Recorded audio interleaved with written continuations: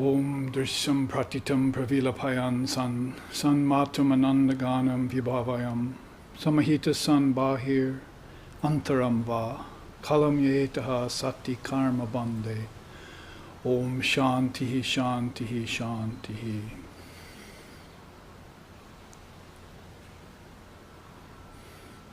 Brahman, non-dual reality, is a mass of indeterminable pure conscious awareness.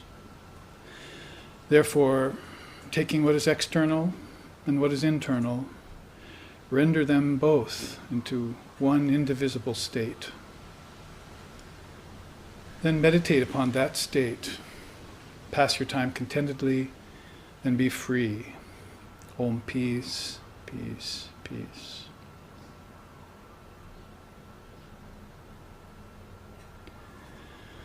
Om Vedanta Siddhanta Nirukti Resha Brahmaiva Jivaham Sakalam Jagadja Akanda Rupa Stiti Reva Moksho Brahmadvitiye Shrutayaha Pramanam. Om Shantihi Shantihi Shantihi.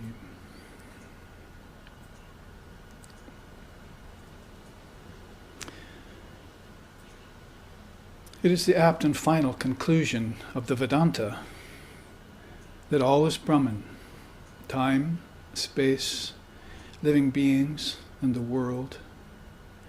Living in constant recognition of this fact is what is called enlightenment. Brahman is pure and perfect, and one without a second. And the revealed scriptures are the sure and certain proof of this fact. Om peace, peace, peace. Om Sahana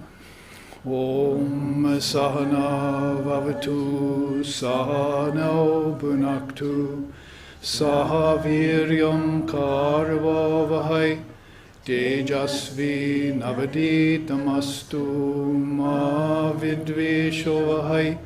Om Shanti Shanti Shanti.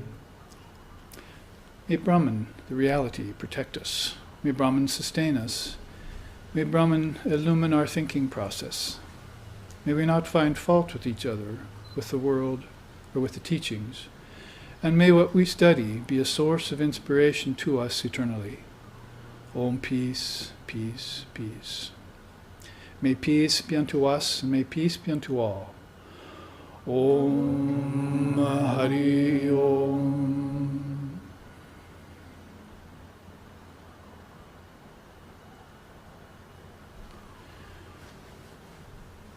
You have either walked in or you have tuned in today to the class on Vedanta that we are about to give, which is the fourth in a series that we're calling Gaudapada's Non-Touch Yoga.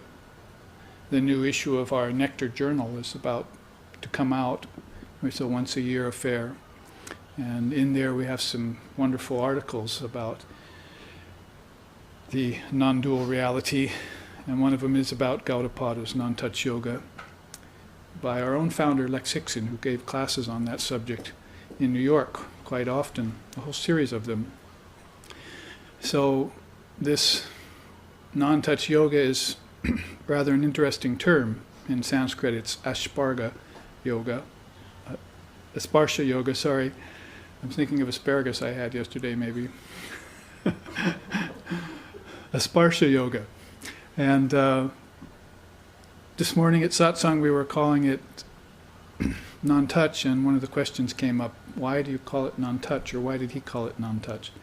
I said, well, it could be non-smell, non-seeing, non-hearing, non-feeling.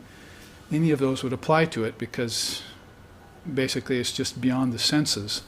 It's a state of enlightenment that's always at hand, as Shankara says, because Gaudapada was his guru's guru. So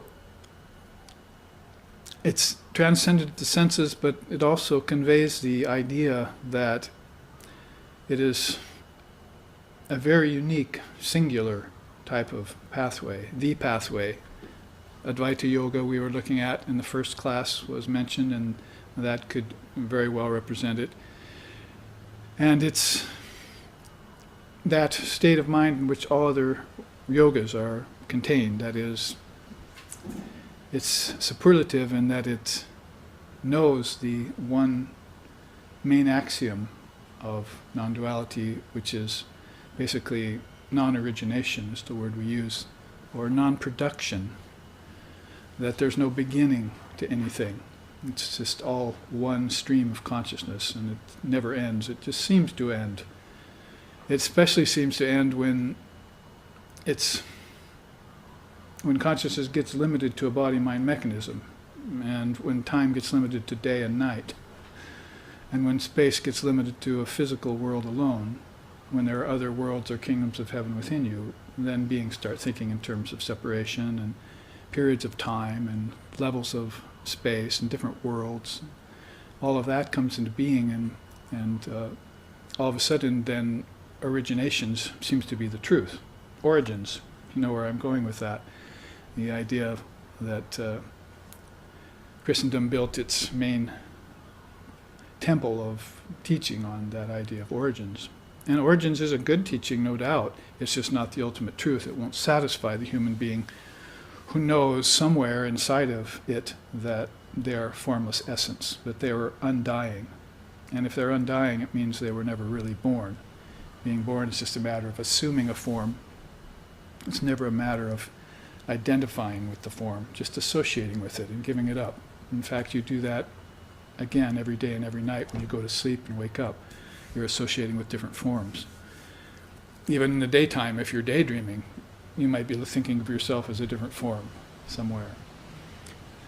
So the eye cannot see itself. The idea, it's always looking out. Senses are always outward going, and so they're defective in that way.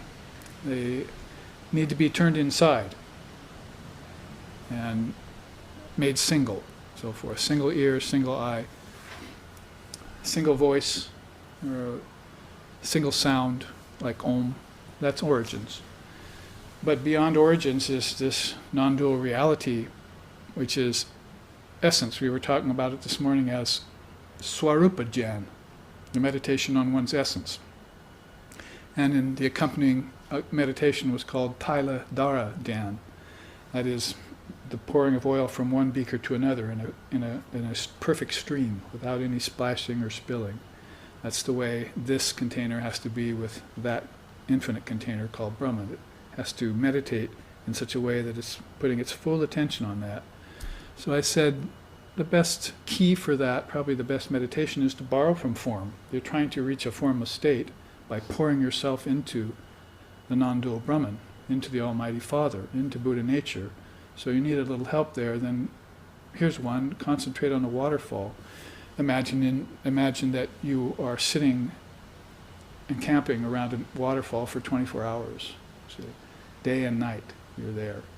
And the thing is continually pounding there in the background. I was at the source of the Ganges a couple times, and outside the little guest house there in Gangotri, which is just several kilometers from Cow's Mouth, Galmuk, where the source of the Ganges comes out of the mountains.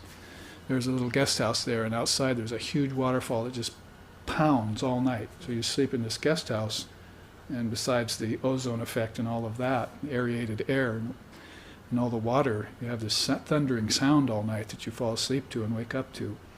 So that's the idea of this pouring yourself like a waterfall does into the next valley or into the next pool. It's constantly thundering like that, and you can stay there not only 24 hours but days or weeks or months, and it still keeps going. It never ends. So that's a good metaphor for Tailadara Jnana. Just take up that idea of constancy, of pouring your attention into one thing, as dedicated as the waterfall is to the river, to the banks, to the pools. Now, on the other hand of that, you have this Swarupa Jnana, and it's meditating on your essence. So you're not going anywhere.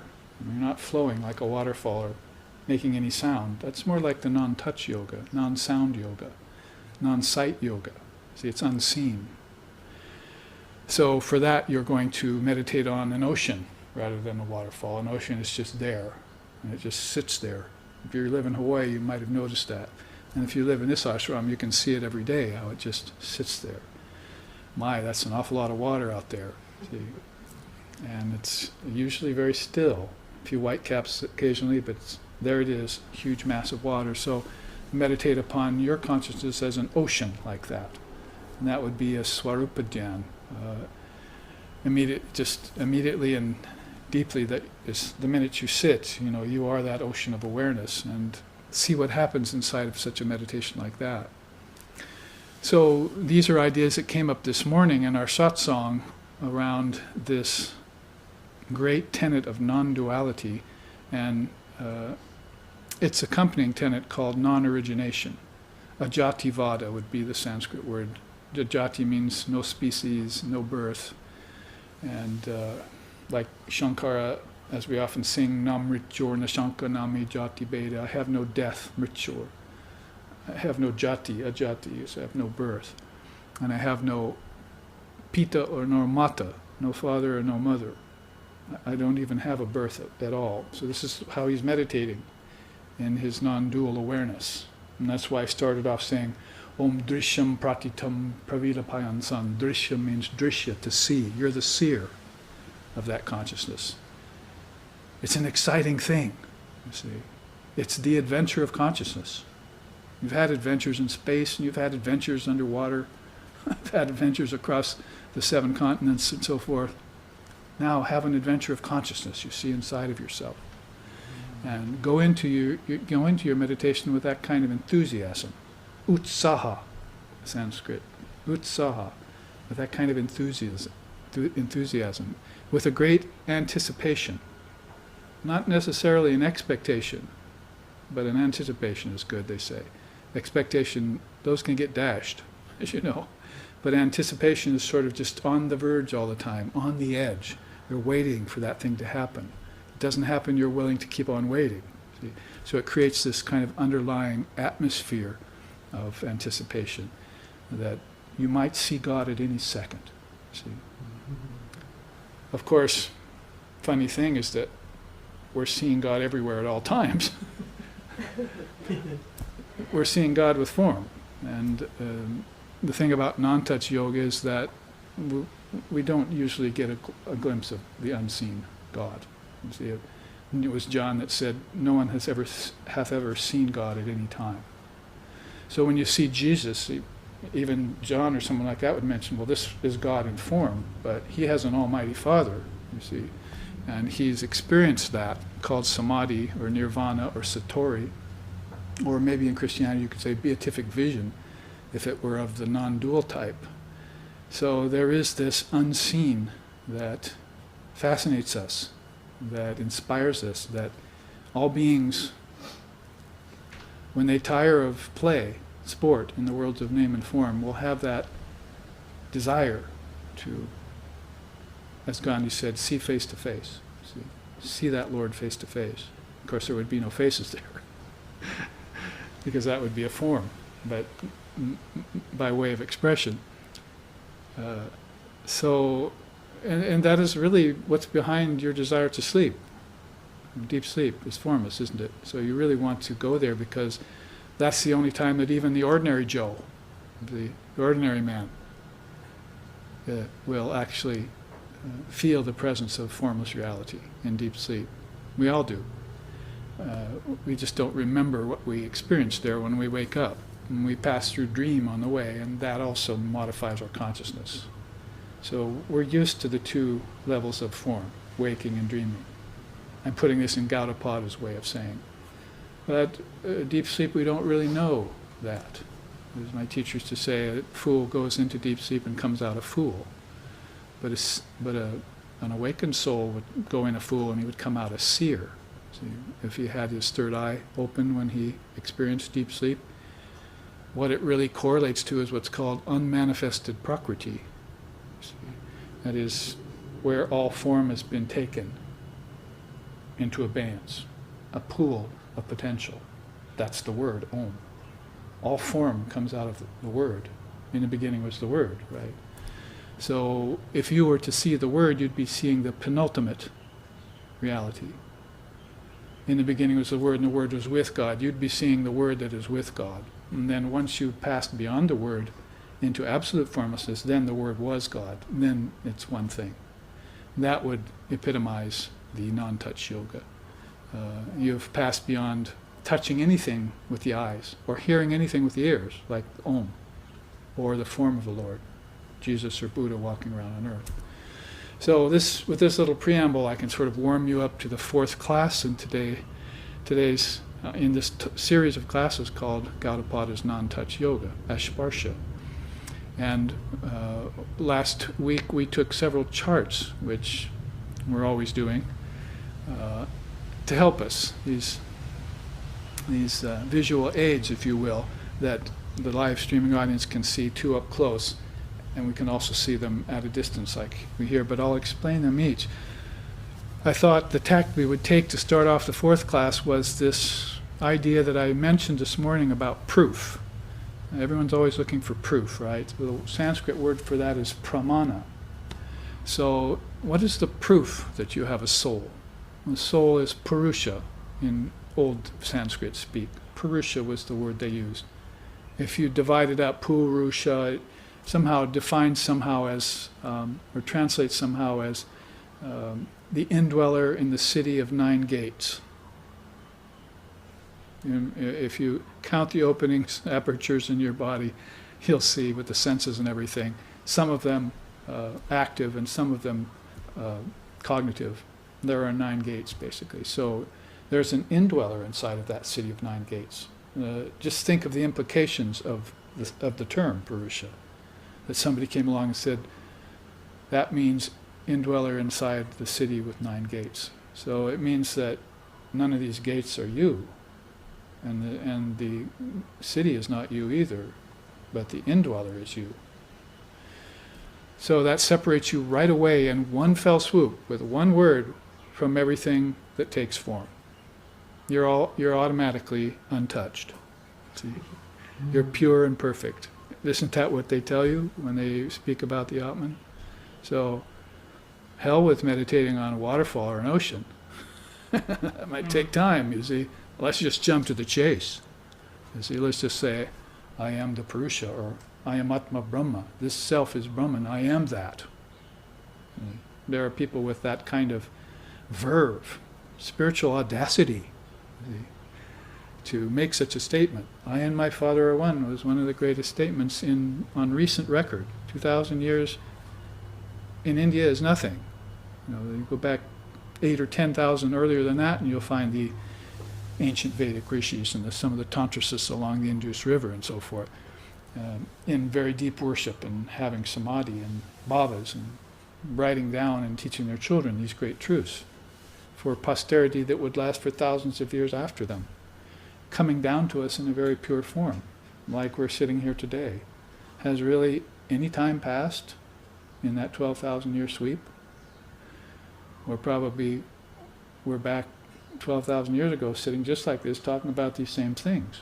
See? And if you forgot about them, then you fought to get your way back, because you wanted to hear about those things. As hard to hear as they are sometimes, and as outright boring as they can be if you're not in a sattvic mood, but that's part of the point. If you expose yourself to truth, you find out where your mind is at that particular moment when you hear it.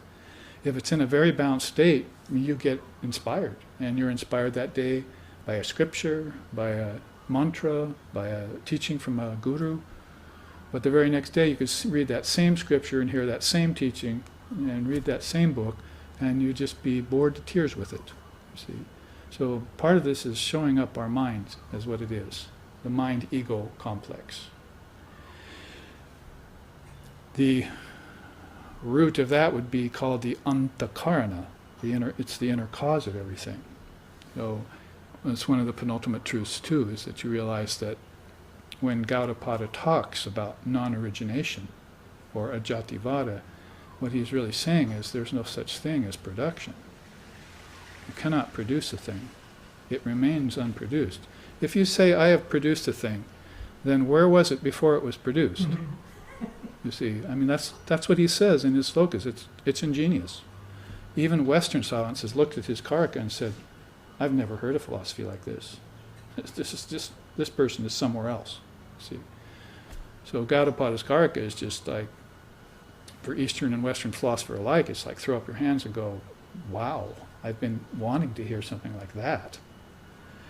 It leaves us in a very strange predicament when you hear a teaching like that, because everything you've thought about a creator, or about whether you're a theologian thinking about seven-day creation theory, or any kind of creation theory, or if you're a scientist or a materialist and you're thinking about evolution, it all of a sudden turns it on its ear. See? It gives you this unique piece of knowledge, non-touch yoga, that all of a sudden puts you in charge of everything, or proves to you that you are in charge of everything, that the Purusha is superior to Prakriti. Superior to Prakriti in its manifested form, out here, and superior to Prakriti in its unmanifested form, inside. Which is why I just chanted, Sanmatram Bahir Antaram Va. Take those two things, external and internal, and render them into one state. Then meditate on that state, pass your time contentedly, and be free. See? This is what they've done. Those who have accomplished successful spiritual life, that's what they've done. They've taken, what to speak of, fragments, of distortions, of sublations, of conditionings, of modifications, of false superimpositions, of diversities, of multitudes. What to speak of all those things, they've finally taken the two basic things, the internal and the external, and they've merged them. And now they're sitting around in a state of non-touch yoga. You can't touch them, and they don't want to touch it. Krishna puts it very nicely in the Bhagavad Gita, and Lord Kapila puts it very nicely in the Samkhya Yoga too. In the Bhagavad Gita, it's that one whom the world cannot afflict, and who does not afflict the world, that one is fit for the Brahman state. So you do not afflict the world, and the world cannot afflict you. And that's the non-touch yogi right there, completely in a non-dual state. There is no such thing as you and the world. There's just the great self. There is no such thing as God and devil. There's just the great self. There is no such thing as internal and external. That's all an appearance. You cannot fool me anymore. You cannot pull the wool over my eyes anymore. I'm in a Sparsha Yoga. So, at first it puts us in a very strange conundrum when you hear this kind of thing. We're immediately questioning and probably at odds with the seven-day creation theory and the 4,320,000,000 year evolutionary theory. And we think, what about everything just here and now? See, why am I constantly projecting myself into the future and brooding on the past when everything right here in this eternal moment is all that I am? And you cannot change that. You cannot touch it, and you cannot change it. The soul is not made perfect over time. It was perfect before time. In fact, time came out of it. Space came out of it. Causation came out of it. Unfortunately, karma it's called. Everything came out of that one indivisible self as a modification or a manifestation of its own powers. That's the beauty of knowing Shakti, Brahman and Shakti. That's the kind of Vedantic, Tantric, commingled ideal, you see, is that Brahman is the indivisible, static reality, but it has this side to it called Shakti. It's like fire in its burning power, as they say, you see, or water in its wetness. The two who are one. When great couples come along, that's what you're seeing, really, a manifestation of Brahman and Shakti, or the highest wisdom and the deepest love, Brahmagyana and Prema Bhakti. So this is all about results. You see, at least as far as looking at it from the standpoint of progression, or from the standpoint of growth, or from the standpoint of positive transformation. It's all about that. Now back to the Samkhya chart that we can show here now. Kapila, who was very early on, is ready to stand up and tell you, we have come to the conclusion that there are 6 definitive proofs that you have a soul. Words can't really prove it to you, but if you want to go into words, since you're arguing with me, I mean, they tried arguing with Gaudapada and his karka, and he said, we have no argument with the dualists. We have no argument with the fundamentalists. We have no argument with the qualified non-dualists. We just declare that Advaita, non-duality, is supreme, because it's the only one that stands up and says there is no such thing as a creator, there's no such thing as production, there's no such thing as transformation. Everything is pure and perfect all the time. It is whole and absolute. You cannot add anything to Brahman, and you cannot take anything away from Brahman. Doesn't that sound like you can't touch it? Because in order to take something away from it, wouldn't you have to stick out a hand and try and grab something? But if you stick out a hand to grab Brahman, where is Brahman? The hand that's sticking it out is Brahman. You see? The idea to stick your hand out was Brahman too. See? That was its Shakti power, the movement. See? So that is the purity and perfection of divine reality. He just declares it straight out. And there's no argument against it. So even earlier than Gaudapada, much earlier, because Gaudapada was maybe 600 AD, Shankara, his student, maybe 700 AD. So with Kapila, even far back there, they had these 6 very beautiful indications or proofs of the Purusha. Let's look at them real quick, because it very much plays into India's development. And it also shows that this non-duality, which Gaudapada was to call a Sparsha Yoga, was there in the very beginning of India's philosophies. It was not something also that gets produced or grows or evolves. It was there as a declaration from the greatest seers thousands and thousands of years before Gaudapada even walked the earth in that particular form, long before Jesus came and declared the unity of the human soul with the divine being. Be thee perfect as thy kingdom of heaven is perfect, and so forth. There was this, like Krishna had put it, thread running through all the pearls that nobody could see, that hooked them all together. And some of these you'll see are very beautiful in that way. Underlying substratum, for instance. There it is, cohesive substratum. I didn't mean to start on number 4, but let's look at that, because that's where the dialogue has taken me. And the idea is that our various experiences occur simultaneously, which indicates a subtle coordinator. Why is it that you remember who you are when you wake up? You were lots of other beings in your dreams, and you were nobody in deep sleep. Why when you woke up did you remember that you're Joe or Bob or Susan, you see? And you remember all your experiences and so forth. You even remember some of your dreams. Because there's a coordinator to all these events, to all these activities, to all these thoughts. That's called cohesive substratum. Like a dancer needing a stage. That's there for all beings. And we also remember who each other are. Most of the time, unless your memory isn't very good. What's your name again? You have that problem. Or when the physical organ gets a little old, you have that Alzheimer problem, you see. But this idea of kutastanitya, it's called, cohesive substratum, that's a quote from Lord Kapila. Our various experiences occur simultaneously, which indicates a subtle coordinator. So you can see existence of many beings, their multifarious simultaneous experiences, and the coordinating background behind them. That's the Purusha. That's you. Very hard to argue with something like that. Are you going to stand up and say, our experiences aren't coordinated? I don't remember who I am when I wake up? Everything is random? I mean, it's basically what you're trying to say to us, and we're saying, sorry, that doesn't make sense to us. The seers have realized that Purusha. Others of us have just heard of it. You know the saying, right? Shravanayapi buhubir yo na labhyaha shrinvato pi bahavo yam na vidyuhu ascharyo gyata kushalo shalabdaha ascharyo gyata kushalo nushishtaha. Means some have heard of the great self within. Others, though they've heard of it, fail to comprehend it.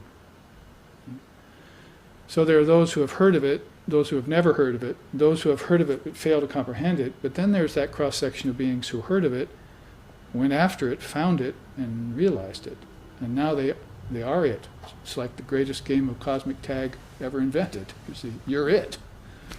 And if you come to a guru and he touches you in that way, touches you so that you can become non-touchable, if you want to say it that way, you see, then all of a sudden, you're it. You are that Brahman. I am that. See?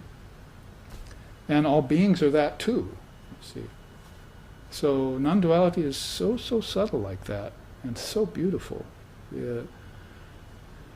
If you're given to teach it like I have been, or to share it, might be a better way of saying it, then you hardly find anything in the whole realm of knowledge, what's even in the realm of higher spiritual teachings called Dharma, so engaging and so beautiful as non-duality, Advaita. And also, you feel totally unqualified to try and say anything about it. I'm relying heavily on my crutches here, you see. These will keep me with something to say about the unsayable. It's not only untouchable, it's unspeakable. See? Might as well call it the unspeakable yoga. So these ideas come as you take it up, and you're sort of in a state of inspiration. So you feel like there must be a way to point to this. There must be indicators. And so these 6 are indicators. Let's look at the first one then. Creative dependence. Prakriti samanvaya.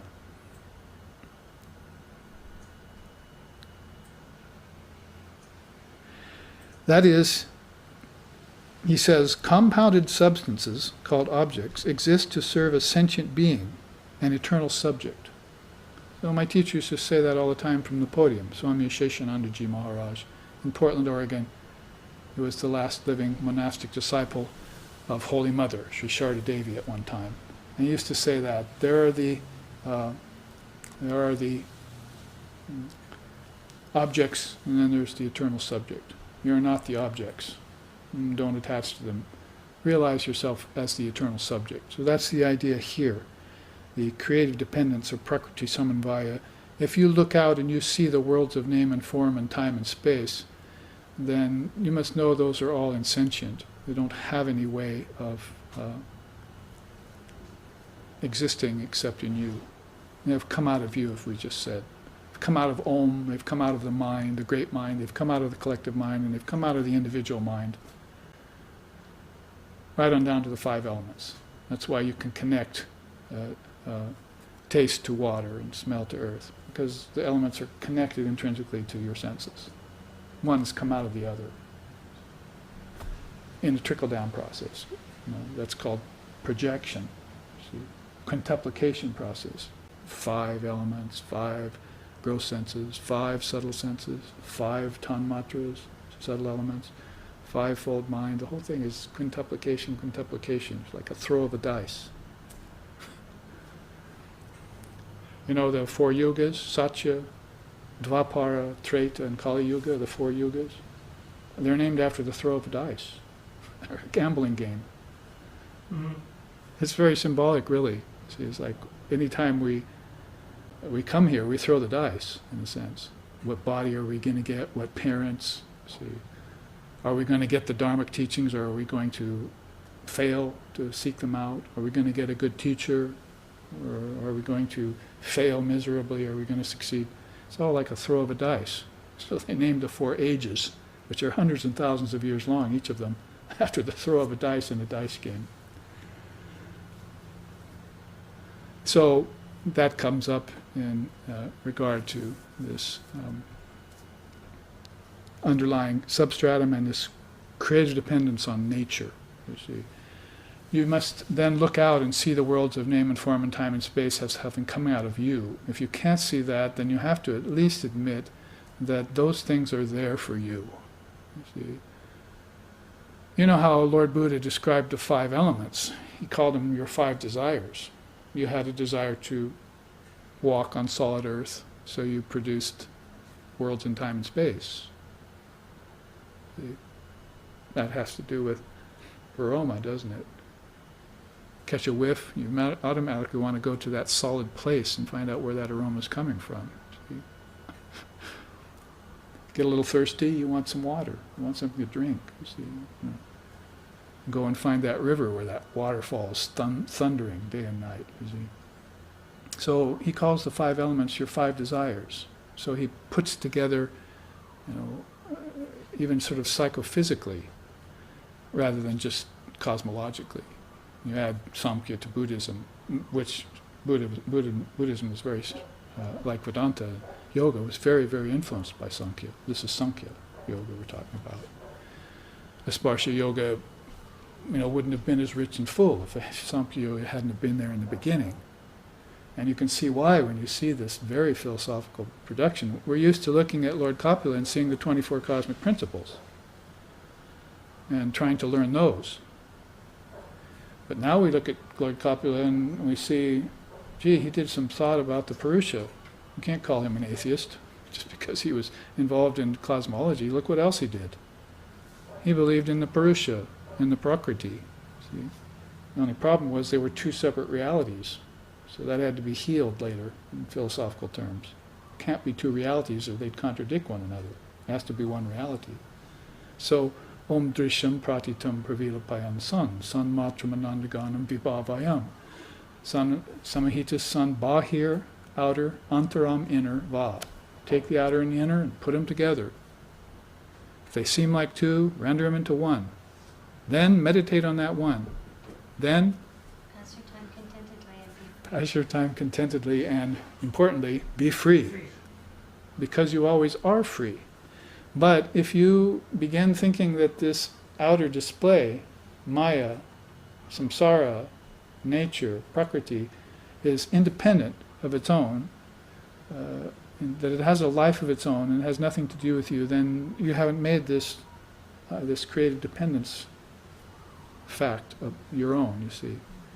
All of this exists for you, and you made sure of it, that there were forests and rivers and oceans and worlds. You made sure of it. Could the worlds do that by themselves? Then, you're a materialist if you think so. But then how do you account for consciousness, and how do you account for the connections between the senses and the objects? How do you account for the fact that if there's nature, there has to be a seer, a cohesive substratum, a witness consciousness, and that's number 2. Sakshi Bhutam.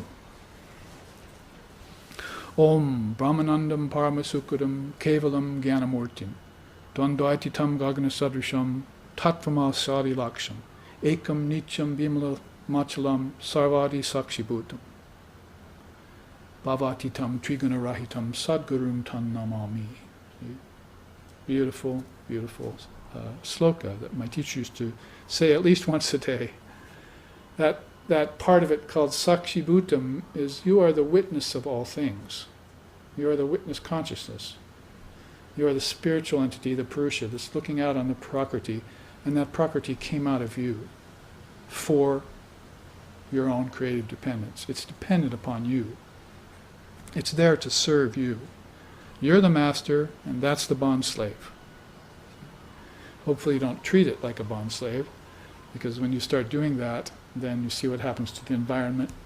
When you lose your sensitivity, just because it's insentient doesn't mean you shouldn't treat it very carefully. See, it's you, isn't it? Don't you want to treat yourself carefully? Yeah. Air, earth, fire, water, and ether has come out of you, so you can't just say, oh, insentient, I don't need to worry about that. See, it doesn't have any feelings, doesn't have any life. I can do anything I want with it. There's a story, man sweeping in the ashram. Holy Mother is there, she's Sharda Devi. And the man, after he's finished sweeping just throws the broom away, you see. And Holy Mother goes and gets the broom and says, oh, no, my child. It may be dirty, but it cleans places. You must always use these articles and respect them. So she took it and she put it inside a closet and shut it, you see, and cleaned it and so forth and shut it away. So she taught him a lesson, that you don't just use the tools to irrigate your own land and then throw them away. Ramakrishna used to say. He saw people do that in the villages. You should save those tools for others who need to irrigate their land. So there's a lot of lessons there that are just pretty much basic moral lessons, aren't they? You don't mistreat objects because they came out, they're your thoughts made manifest, and also because you should be generous and help others. You should give these objects to others in the right time, in the right way, with the right mindset. All in the Sattva-guna, of course, as Krishna says in the Gita. So this idea of witness consciousness, he says, objects consist of 3 gunas, and cognizing them via knowledge implies a seer. It's a simplified way of saying, you see, objects are active, like birds, or objects are static, like solid earth or rocks. Some are restless, some are balanced like a river or a mountain lake, you see, a river that's reached a pristine, quiet lake. So all of these gunas, sattva, rajas, and tamas, are all there in everything. You see some inertia in them, you see some activity in them, and you see some balance in them. They're an admixture. And so therefore, it's one way of saying these objects are saguna, they're with characteristics, they're with attributes. And so you have the knowledge of that, so that implies that there's a seer looking on who has that knowledge. You can determine which one is to be used when, in the right or wrong way, you see. You have that discrimination. You have intelligence. We hope everyone can develop that viveka, that discrimination, and use it in all ways, in their meditation, viveka dhyan, and in their daily life, and in their scriptures, in their study of scriptures. Use that discrimination. So that's number 2. Now number 4 we did, so let's take number 3. There's also the third proof of Purusha is intelligent existence, sat buddhi. That's one of my favorites, because if you're talking to an atheist or a materialist or scientist, then that very intelligence by which these people have composed their own systems is what you want to bring out. If you're talking to somebody who is more spiritually astute, then you bring out the word consciousness. You can jump intelligence and just word out, guess what? There's something called awareness or consciousness. Let's think about that. But if not, you have to step down to the first modification of consciousness, as Vivekananda called it, and that's knowledge or intelligence. No denying that. And if you were to take the tact that these first 2 proofs of Purusha presented to you, you would start connecting the senses to the objects, and when you did, the elements and the senses together, you'd say, wow, that took intelligence. What a major system we're talking about out here, see.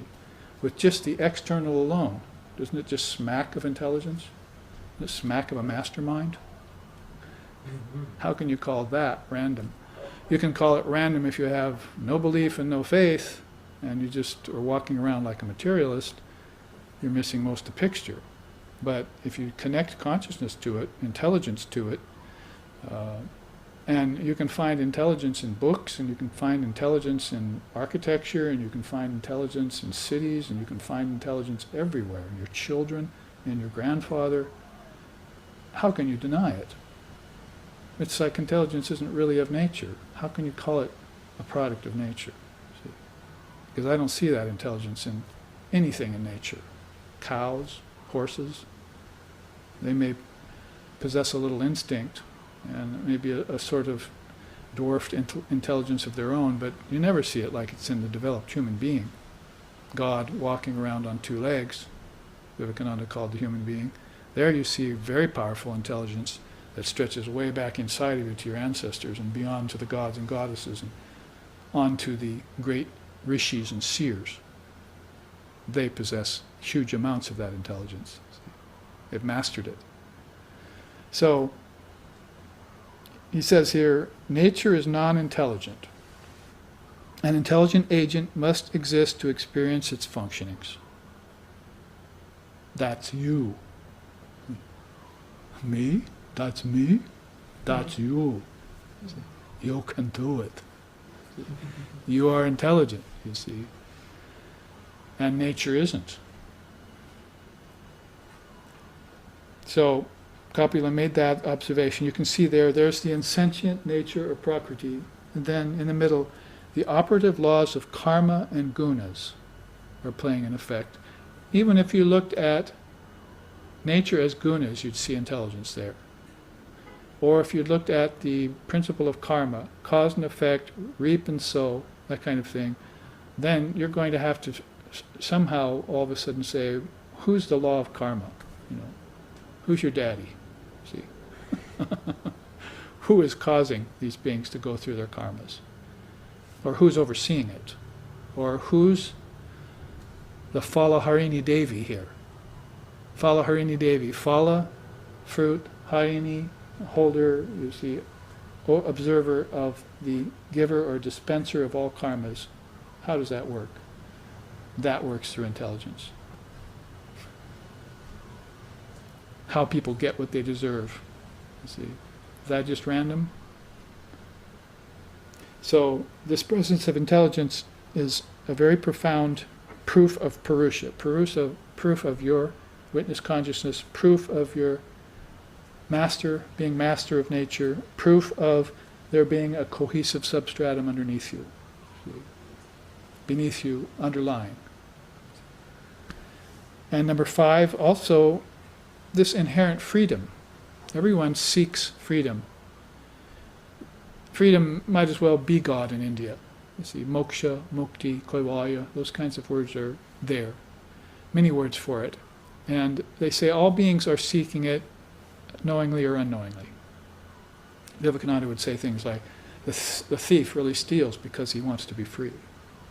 So even people who are taking the Atman to be other than what it truly is, and have really distorted the idea of the soul, or the positive aspects of life. They've really distorted them. Even they are seeking freedom, only by the wrong method. Krishna says that in the Gita.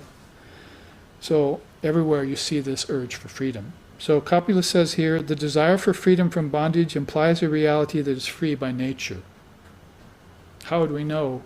How would we know that there is such a freedom? How would we seek it? Why would we seek it if there wasn't already something that was free? See? So this is just common good sense. Philosophically speaking, spiritually speaking, it's common good sense. There you see bondage or limited existence, and the longing to be free next to it, and then that ever-free reality that's called the Purusha. The 5th coffin nail in the coffin of ignorance, you see. The coffin of disbelief or non-belief.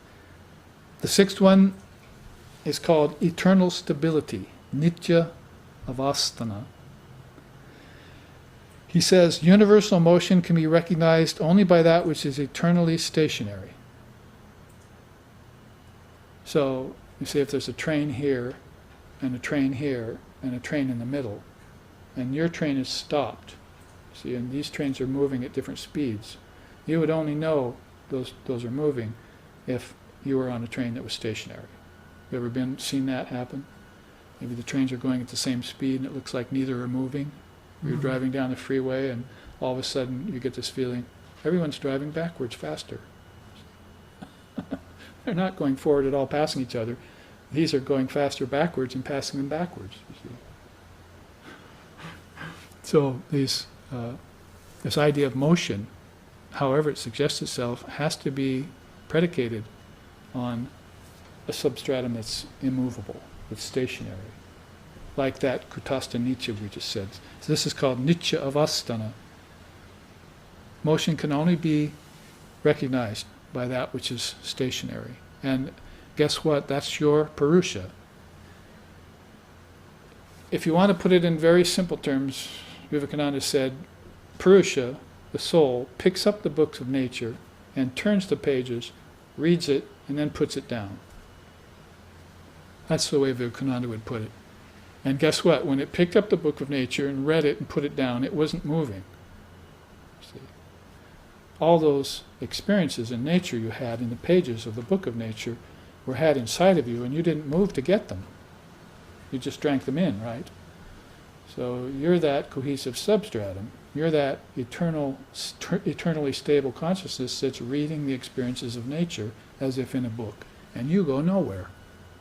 Mm-hmm. If you believe you go nowhere, or if you believe you go somewhere rather, then it's called dreaming. Mass, collective, mental dreaming. So the soul never moves. Where's the place it will go when all space is in the soul?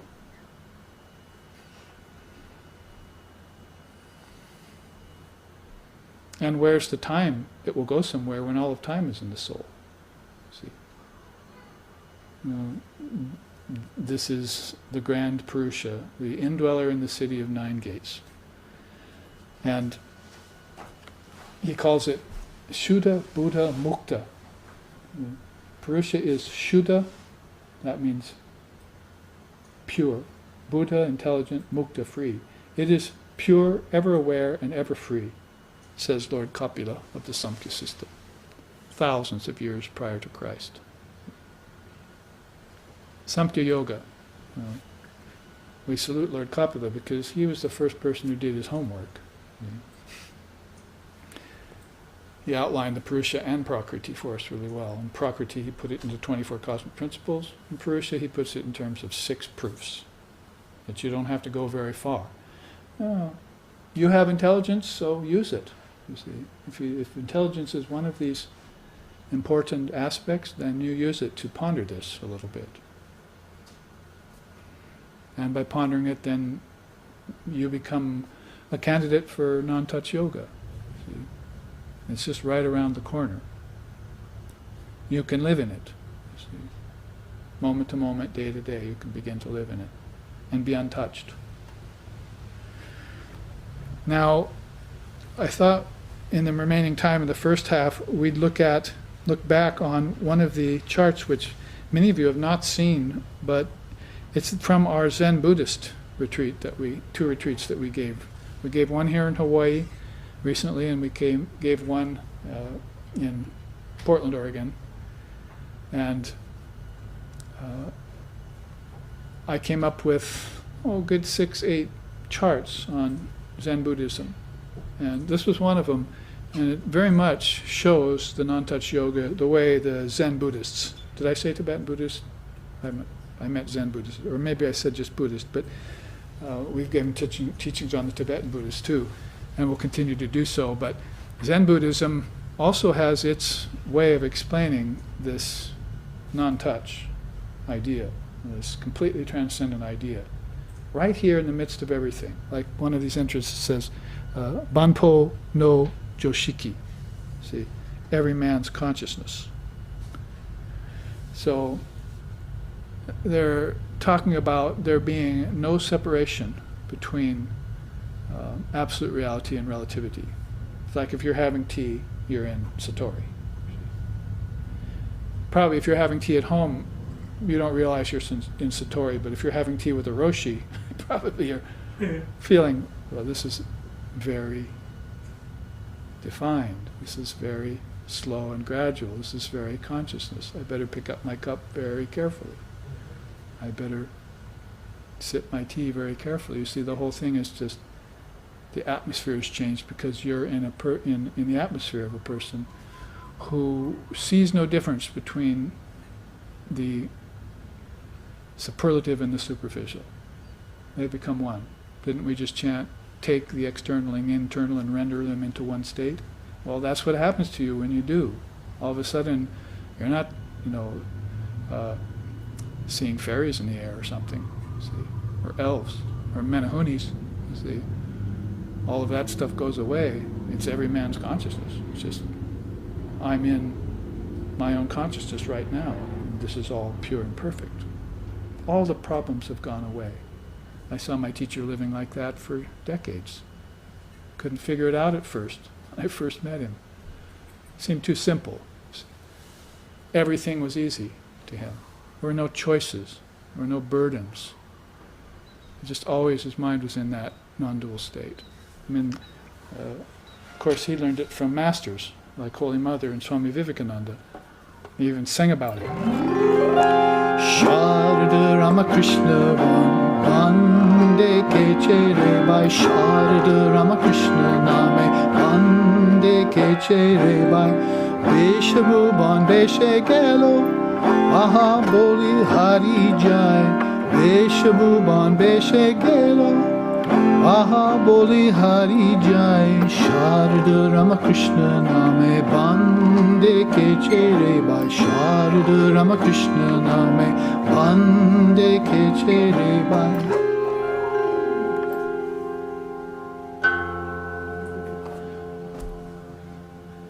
What is he saying? Precious brothers and sisters, can you hear that distant sound sweeping towards us? Like the approach of a great flood, the powerful names of Sharada and Ramakrishna are storming the boundaries of relative existence.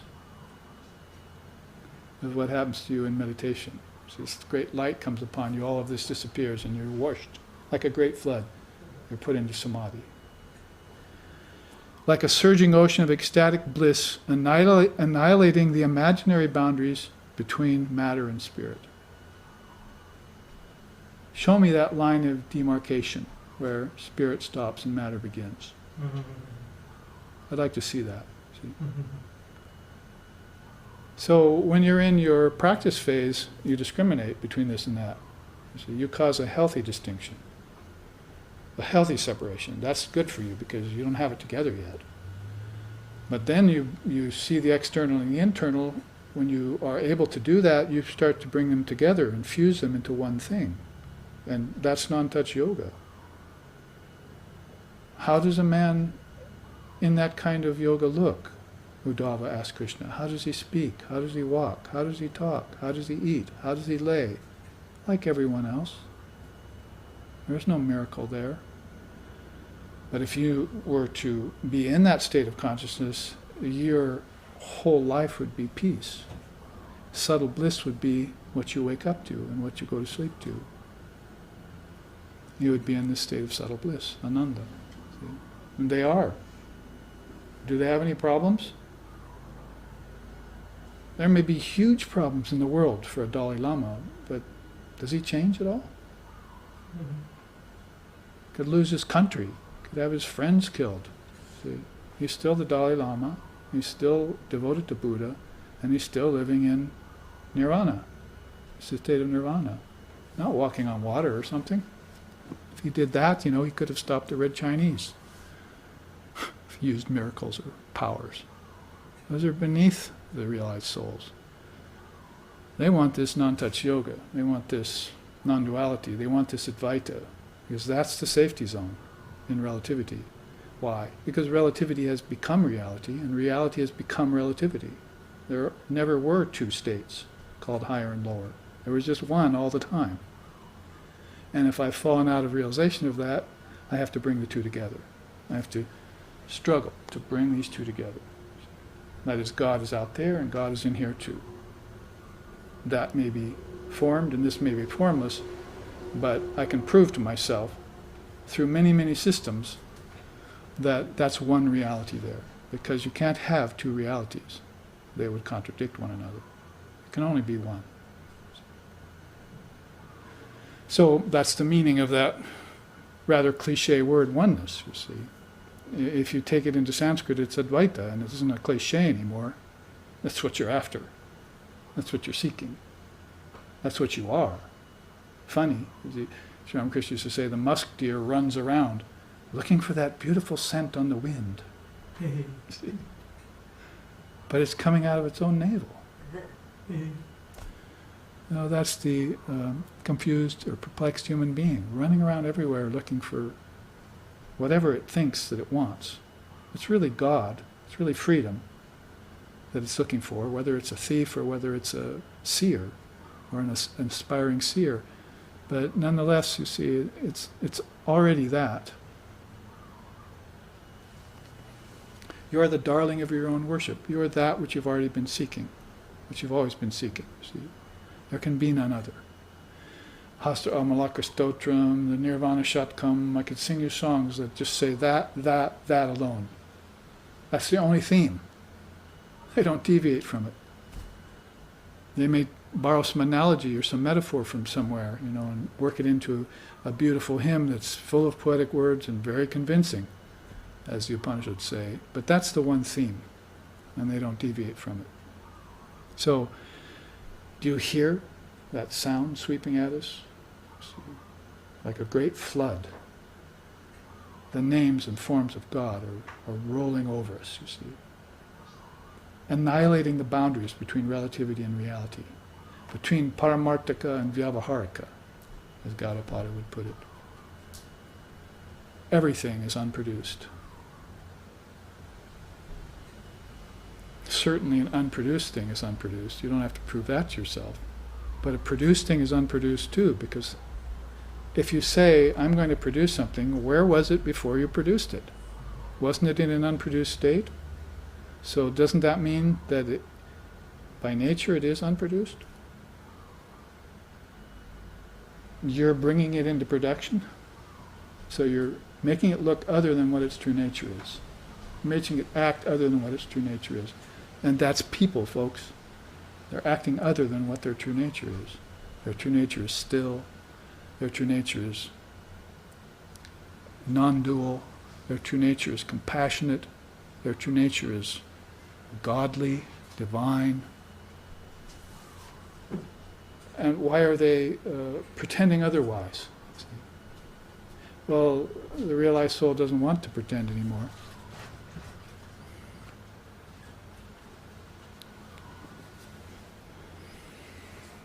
So, Sharada Ramakrishna Name Bhande Kechere. Chant the names of the Lord and watch all those dualities just melt away. And you yourself will be able to remove the line of demarcation between nature and spirit. So, that's what happens then, even in ordinary man's consciousness, when it gets transformed. Every man is that Atman, in other words. But some have realized it and some haven't. Some have awakened to it, some haven't. Look at some of these flowers and moons that Lord Buddha taught when he was alive. You see, the moons and flowers of Lord Buddha's enlightenment. He says, who shall gain victory over earth when Mara's sunken ground, over Yama's realm, and even over the realm of the gods? It is that wise one who will select and study the teachings of the Dharma like a discerning gardener seeks the choicest flowers. Another part of the Dhammapada, he says, like a fletcher fletches the shafts of an arrow, with that kind of concentration. The wise man discerns the true nature of reality. So if the arrow shaft is a little crooked, he'll sand it down until it's just perfectly straight. He's that discriminating. So a gardener will select the choicest flowers. The pujari certainly will, to offer on the altar, because God doesn't want to offer anything imperfect to God. So this is this gaining victory over Mara's sunken grounds. He says that Mara, it might as well be the devil in Buddhism. And over Yama's realm, that's death. And over earth, dominion over earth, all those things come to the Buddha, to the living Buddha. Well, look at some of the moons inside there. Bushin, that's Zen Buddhist name for Atman, really. It's Buddha nature. And there you see the Buddha sitting, Nenge Misho, smiling and twirling a flower. So it's a great teaching when he does that, smiles and twirls a flower. And only his most astute devotees, actually only one of them, got the meaning of that. See why he was smiling and twirling a flower when he was giving this teaching. So you see some of these moons and some of these flowers. See all the flowers that he's emanating in that image? One of them is called Inchinen Fusho, thoughts not arising. Thoughts not arising. Nice way of putting it. But, it's much better than saying, thoughts do not arise in my mind. Just thoughts not arising. It's the yoga of thoughts not arising. Do you have that? You have that ability? Just any time you want? I don't think I want to think right now. Turn it off. Like a switch. See? Hakushi, white paper, empty mind. Well, they're almost like Zen koans, aren't they? Just very, very short and sweet. White paper, empty mind. And you probably got that from India because Ramakrishna used to say, the white paper of my mind, if I hold it up to the light, I see little dark specks in it. So my mind seems really pure. I've done some work on it. I quit drinking coffee and quit smoking cigarettes and, gave up my bad habits and so forth. Now I think my mind is pure. But now hold it up to the light of Buddha nature and see how many little imperfections are still there that you have to work to get rid of. So, white paper, empty mind. You get that purified mind, you have that empty mind. Shoso funi, non-duality. So if you want a word for Advaita in Zen, there it is. Shoso funi. But don't forget moku funi. That is silent non-two. The silent non-two. There's a teaching about that in Advaita too. But it's right in Gaudapada's own non-touch yoga. He says, do not refer to reality as one. You must say not two. Because if you refer to reality as one, you limit it. So you just say not two. So there it is in Zen Buddhism again. The silent not two. So there are some traditions that won't speak a word about the formless reality. And Zen is very sparse on its words for non-dual reality. Jakujo, complete inner peace. Dai Anjin, great peace of mind. So peace of mind, or the great inner peace, that great stillness inside, is huge in Zen. Inshin Denshin, transmitting mind through mind. That's from guru to disciple. The mind of the Roshi, the mind of the Buddhist luminary, transmits mind to mind, one-on-one. Vivekananda said that's how you get spirituality from another soul, through that transmission. Another flower, Fugyo Nigyo, doing by not doing. It's karma yoga, isn't it? Of the highest kind. It's and this is in both Zen and Advaita Vedanta. It's a bird flying through the sky without leaving a trace. It's that superb martial artist who can walk across rice paper without leaving a wrinkle. Almost floating across it, you see. Not leaving a trace, so that's what they mean there. Doing by not doing. So, action in inaction, if you want to take it back thousands of years to Lord Krishna in the Gita. And those beings who know action and inaction in action, they truly know. Or knowing that all acts are spontaneously arising and falling all the time. That's non-touch. Because one of the hardest things about touching is the reaction to touch. So, and as the actions you do karmic have a reaction that come back to them. You might have noticed. Or work in the kitchen for an hour and see if you can do it in perfection, without dropping a knife or cutting yourself or bumping into some open shelf. You see all the little things that can happen, action, reaction, see. So that kind of idea is there. Person who is in that kind of non-touch yoga, in this kind of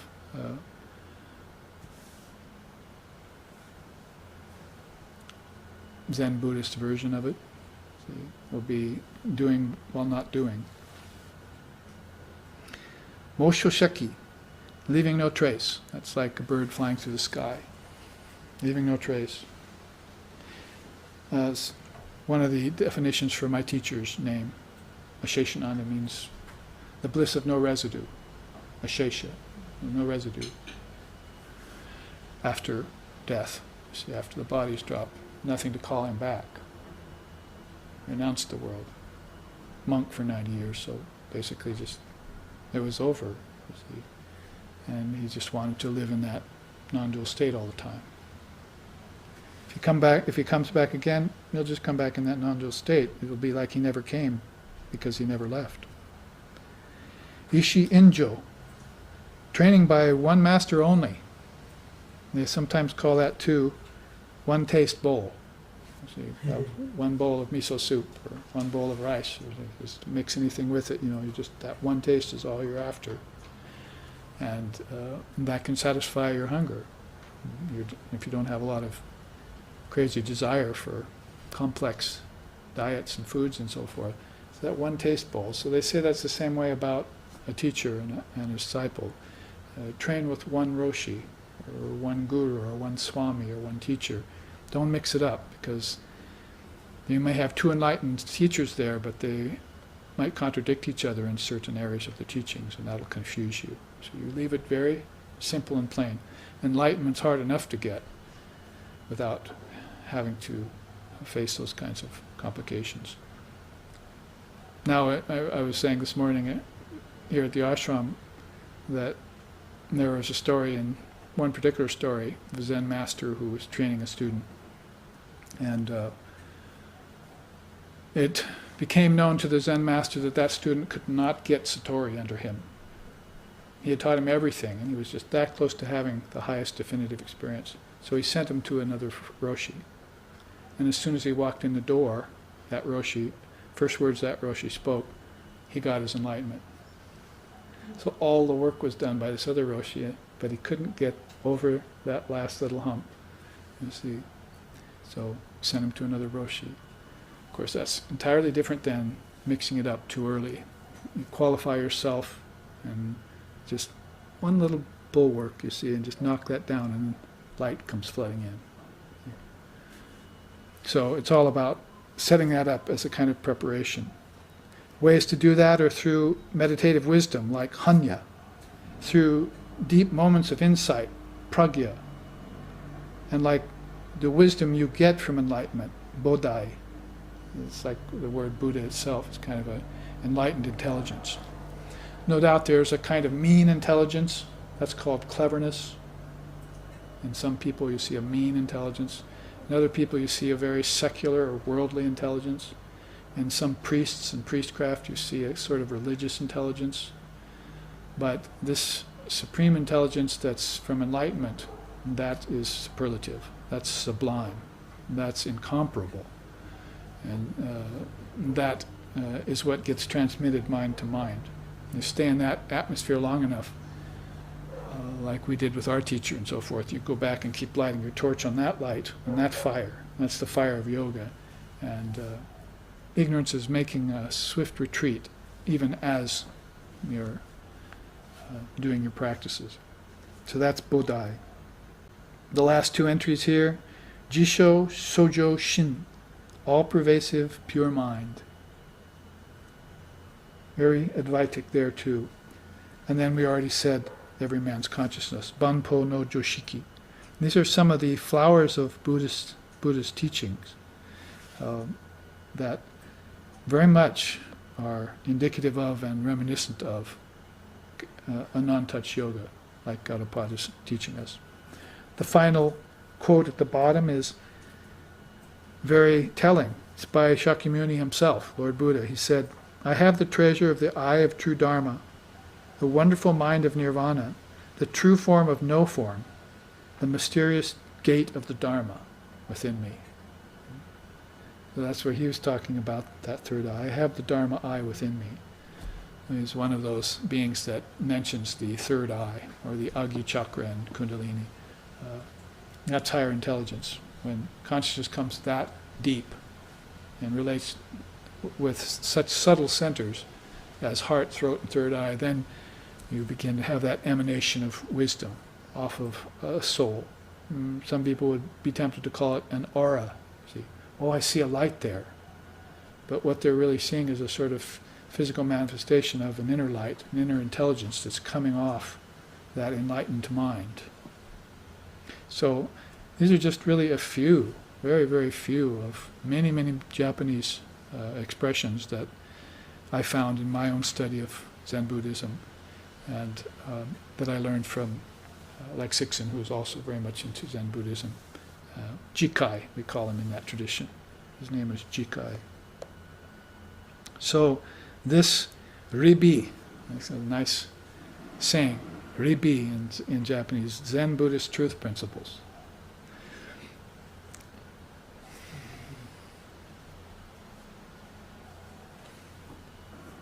Now I'm just wondering, in the few minutes left, probably not a good time to start into another chart, but I think we will take our break here about 5 or 10 minutes early and set up for the second half of the class, while the live streaming audience will be able to see these two charts close up and study them and write them down if they would like to, so they can contemplate these truths later. That is part of the contemplative wisdom that's so important, is meditating on these truths later on, so that they become a part of you, part of your own, because they are a part of your own consciousness, but you have to affirm that that's the case. You have to prove it to yourself, like you would prove your existence of a witness consciousness, or an underlying substratum, or coordinating intelligence, like you'd prove that to yourself simply by thinking about it and it ringing true to you. So with that said, then, let's take our break here, and thank you for your kind attentions. We'll come back in about 10 or 15 minutes.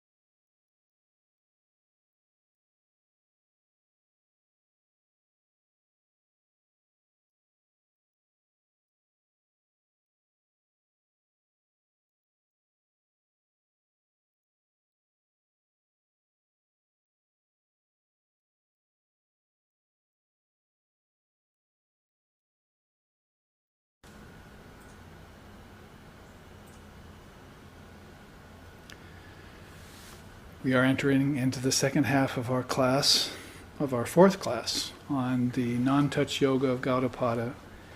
And we started out the first class with a couple charts that were specifically titled the non-touch yoga. And we saw the requisites of non-touch yoga, and we saw the results of non-touch yoga. I'm sure all of you have those memorized by now, and you can just think back on them anytime you like. The first requisite of non-touch yoga was overcoming fear. So it already speaks of a mental kind of yoga that we do that's much beyond the limitations of a physical yoga only, that it is being done a lot by people and not taking them necessarily anywhere but hopefully towards a good physical posture. But there's a whole stretch of yoga going inside 7 other limbs that have to do with different levels of your consciousness and how to purify the mind, Shuddha, Buddha, Mukta, as Kapila just said in one of our charts in the last half.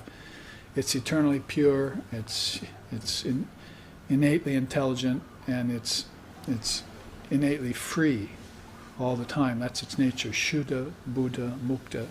Very beautiful words in Sanskrit that are inspiring.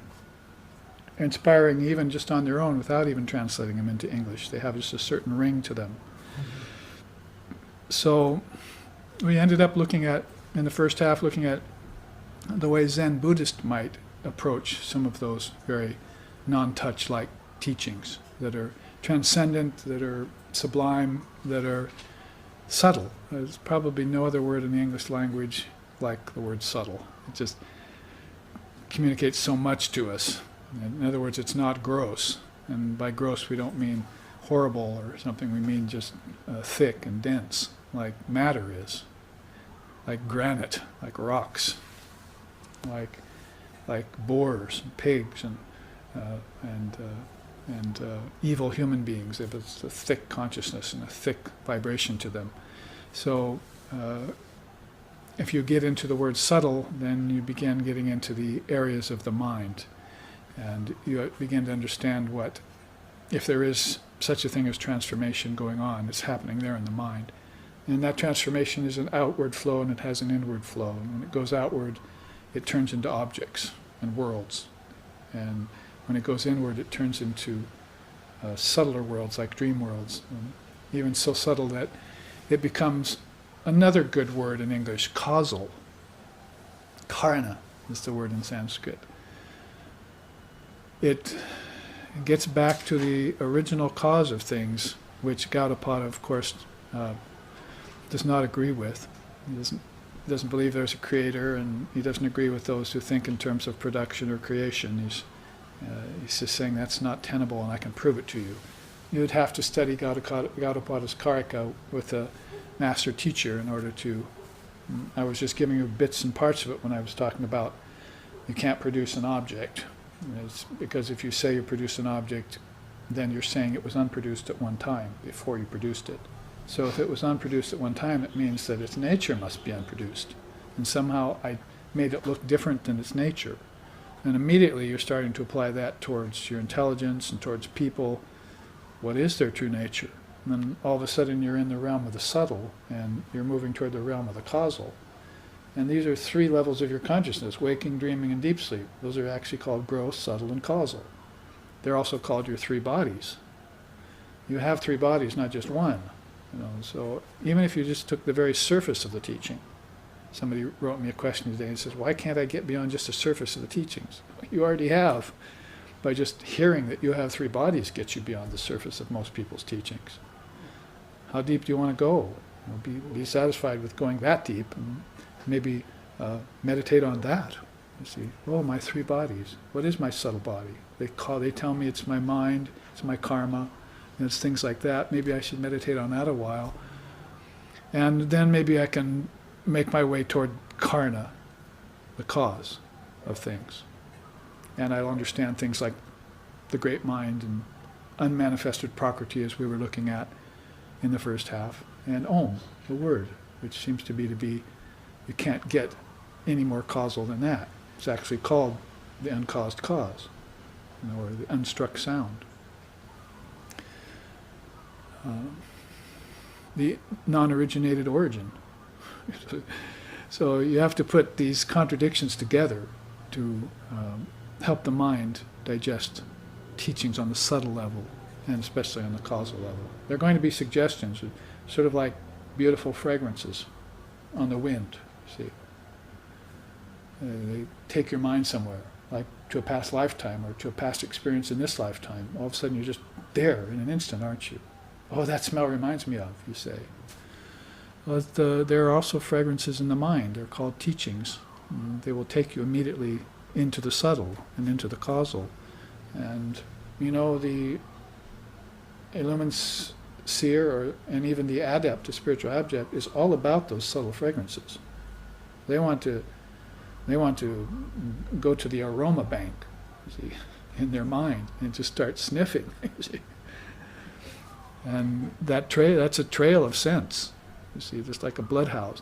That's where they get that idea of, the hound of heaven is on your trail in Christianity. You see. You can't run away from the hound of heaven. It will get you. It will find you. Like a bloodhound finds a escaped prisoner. There's no way that nose will not find you. Because you're leaving behind a scent everywhere of your own. So this is something, anyway, along the introductory way of moving inward. And so I put up this chart here on your right, and the live streaming audience can see it too, that I wrote 2 Christmases ago. I put this together to sort of convey that idea of time and enlightenment.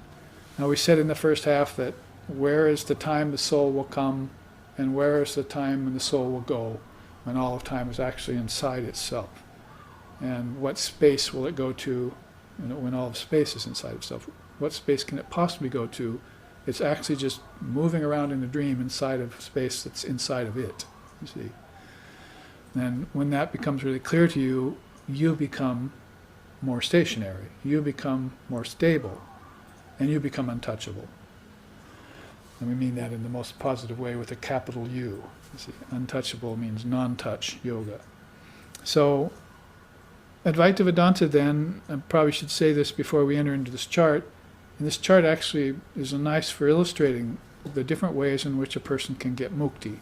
And there are different forms of mukti. There's gradual mukti. People get enlightenment, over time by stages. In fact, Sri Ram in the Adhyatma Ramayana says that enlightenment dawns on the mind in stages. It doesn't happen all in a flash like some people think. Yes, there is a flash of like striking a match in a dark room. That's called insight. See, that's your first awakening, and it also might be your final, that final straw that broke the camel's back when you get just before you get your ultimate realization. You have this incredible, as we were just singing about, this wash of light or sound that comes over you. Don't you hear that great sound that's heading towards us, you see, annihilating the boundaries between relativity and reality, just breaking down everything and turning you into your true self again, omniscient, omnipresent, omnipotent, all-seeing, all-pervasive, eternal, showing you to your true self, introducing you to yourself. Self, meet myself, thank you, you see. Shake your own hand, see your own original face. So those different kinds of enlightenment are noted. Krama mukti, jivan mukti, sarva mukti. This chart was put together with that in mind. But we're jumping sort of to the chase here by saying that I wanted to start down here in the lowly old little old worlds where we find ourselves in an embodied condition. And you see there, that diagram there is very much indicative of the illusory dimensions of Mayic variety. That's what it says there if you can't read it. Illusory dimensions of Mayic variety. That's these worlds of name and form and time and space based on causality, karma, cause and effect. And all the individual and collective and cosmic karmas that the worlds of name and form are noted for, at least in spiritual circles. There you see the 7 patalas, the realms of the disembodied spirits who are lost. You see, the kind of hell realms. Then you start with Burloka, then Bhuvarloka, then Svarloka, Maharloka, Janaloka, Taparloka, and Brahma or Satya Loka. Those are famous. Those are called the 7 worlds. So 7 lower worlds, Patalas, and 7 upper worlds, inner worlds. When we say the Gayatri mantra, we're talking about 3 of them. Om, Bhur, Bhuva, Swaha, right? So Om, Bhur, Bhuva, Swaha. May there be peace in those realms. Because if you're in these other realms, peace is already there. You're not going to have that much problem because you're not in a physical body. But in these realms, you're in physical and subtle bodies called heaven and hell and earth, if you want to borrow terms from Christendom. So you're going back and forth from heaven to earth to hell. This thirst for life, forever quench. It drags from birth to death, and death to birth to soul. All worlds, both here and there, do I renounce, all earths, all heavens, all hells, all hopes and all fears. Thus cut thy bonds. I'm just quoting a few selected lines from Swami Vivekananda's Song of the Sannyasin. So, all worlds, both here and there, do I renounce. All heavens, all earths, all hells. So you've renounced those worlds of coming and going. See? If you want to be a non-touch yogi, you're going to have to do that. You're going to have to renounce the worlds of name and form and time and space, because they're an illusory dimension of Maya. No person in their right mind is going to accept those as real. And therefore, most of the people in those worlds are not in their right mind. You haven't met a person very often in your life who's in their right mind. Your parents weren't. Your teachers in college weren't. They're not in their right mind as long as they believe that this world of name and form is real. Only Brahman is real. Brahman Satya, Jagad Mithya. Jagad means world, Mithya means false. Do I have to say any more? It's like a Vedic Mahavakya. Brahman Satya, Brahman is real. Jagad Mithya, the world is unreal or false. So that's what happens when separations happen. Relativity all of a sudden is seen as different from reality. Now I have 2 worlds. This is not acceptable to Gaudapada. There cannot be 2. It's not acceptable. You're breaching the main law of Advaita Vedanta. I can't accept it, you see. So he disagrees with everyone who thinks that there's a creator or a creation or a projection or evolution in time. He disagrees outright with him. You have already breached the first law of Advaita Vedanta. You have wandered away from the true path. The minute you start to think that way, have a nice dream. You know, and when you wake up, you'll, like Martin Luther King, say, I had a dream. But will you look later and see how the rest of the world has fallen into delusion and say, I had a nightmare. See? I had a nightmare. See? Because I began to believe that the worlds of name and form and time and space were real. But my teacher told me otherwise, and I didn't listen. I didn't renounce them. I was a rich man. I couldn't give up my money. I was a famous person. I couldn't give up notoriety. I was a worldly person. I couldn't give up my mundane pleasures. See? I was a churchgoer. I couldn't give up conventional religion. I was a hypocrite. I couldn't give up fundamentalism.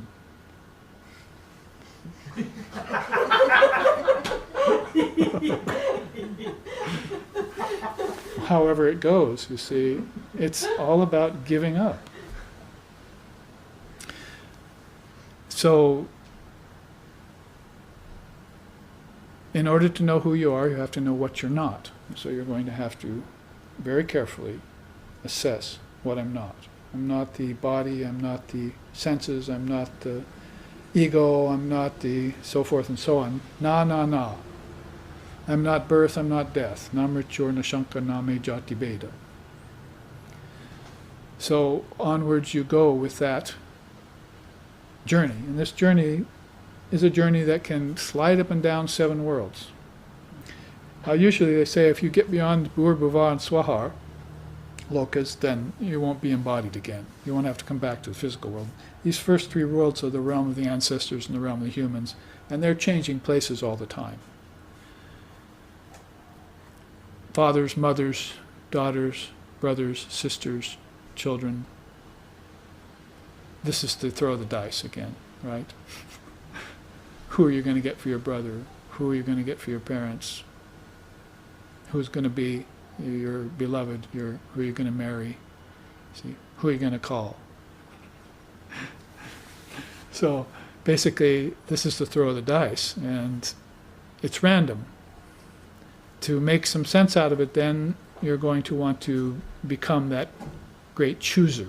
You're going to want to have a conscious life, awaken from the illusion of birth and death and life lived in worldliness, and become a consciously enlightened soul, an awakened soul, at least an awakened soul.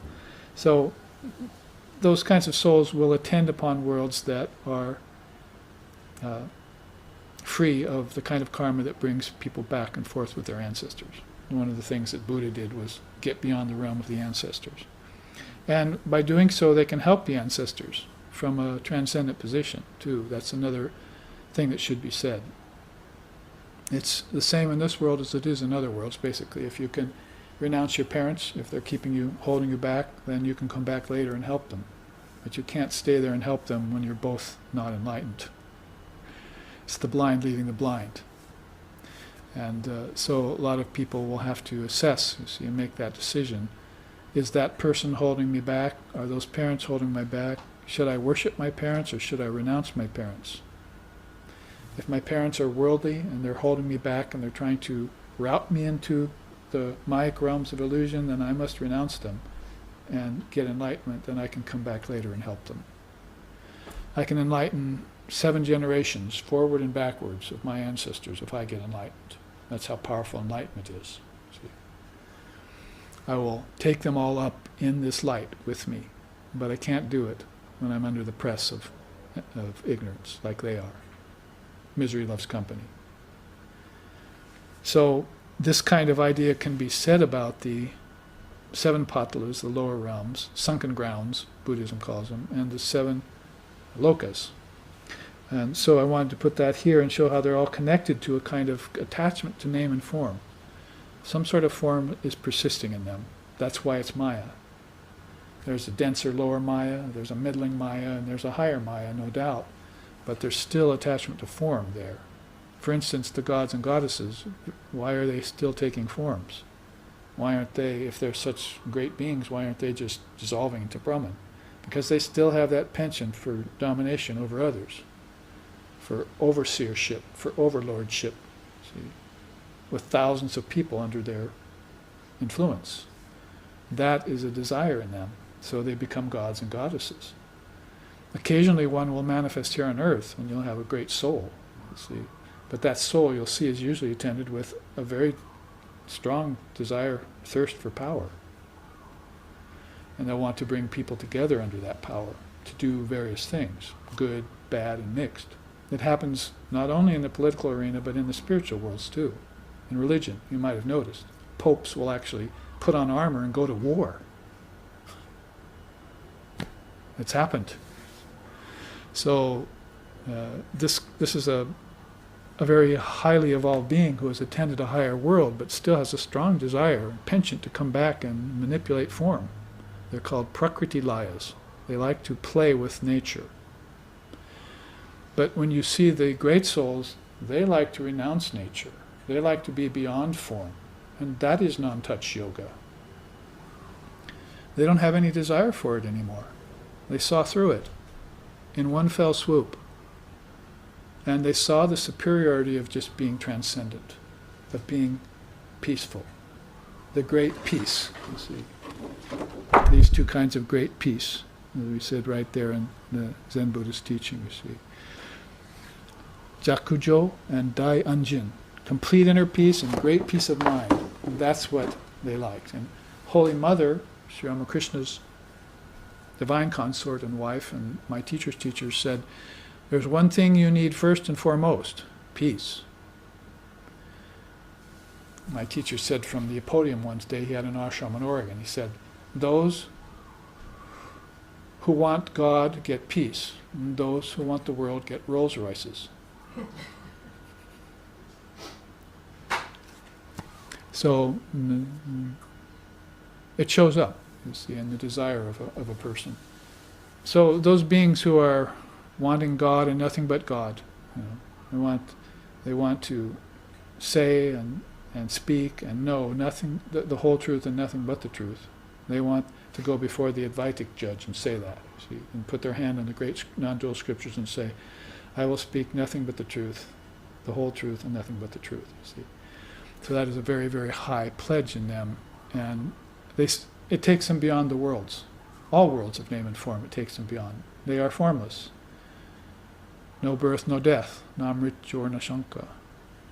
And great divine couples come back in that way. They'll couple up outside the body, and they'll come back as great couples. Like, for instance, the two most ancient we know probably are Sita and Rama.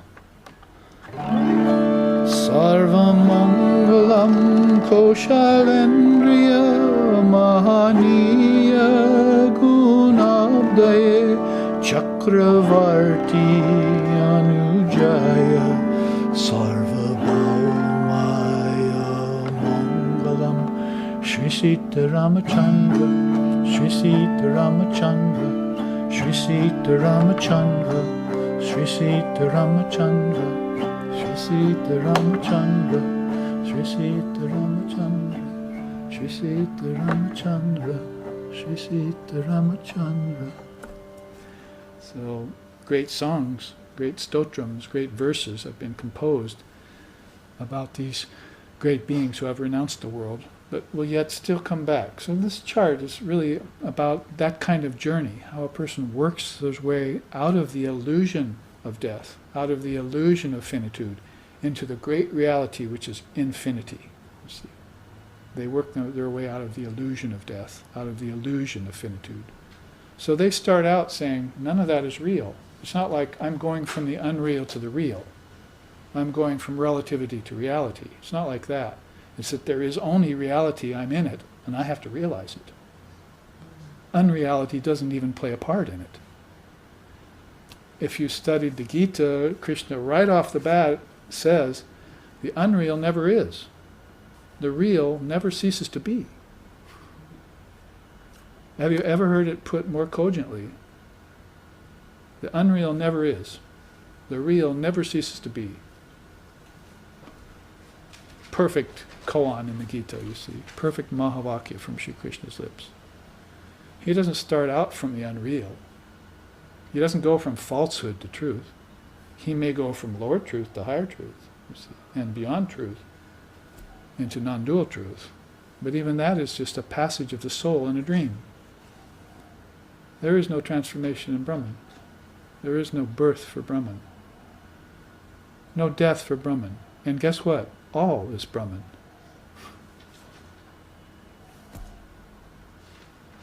Sarvam Kalvidam Brahma. All is Brahman. That's why I have to take the internal and the external and render them into one state, because I began to believe in separations. I began to believe in twos. What nonsense. Let the twos persist as play, but I should always know that they're a play. They're apparent. They're non-actual. They're illusory. They're dreamlike. They're ephemeral. They're transitory. They're unreal. I'm running out of words.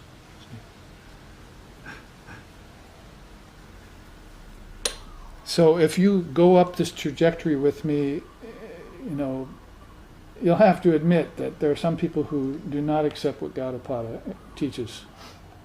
They're in samsara smack dab.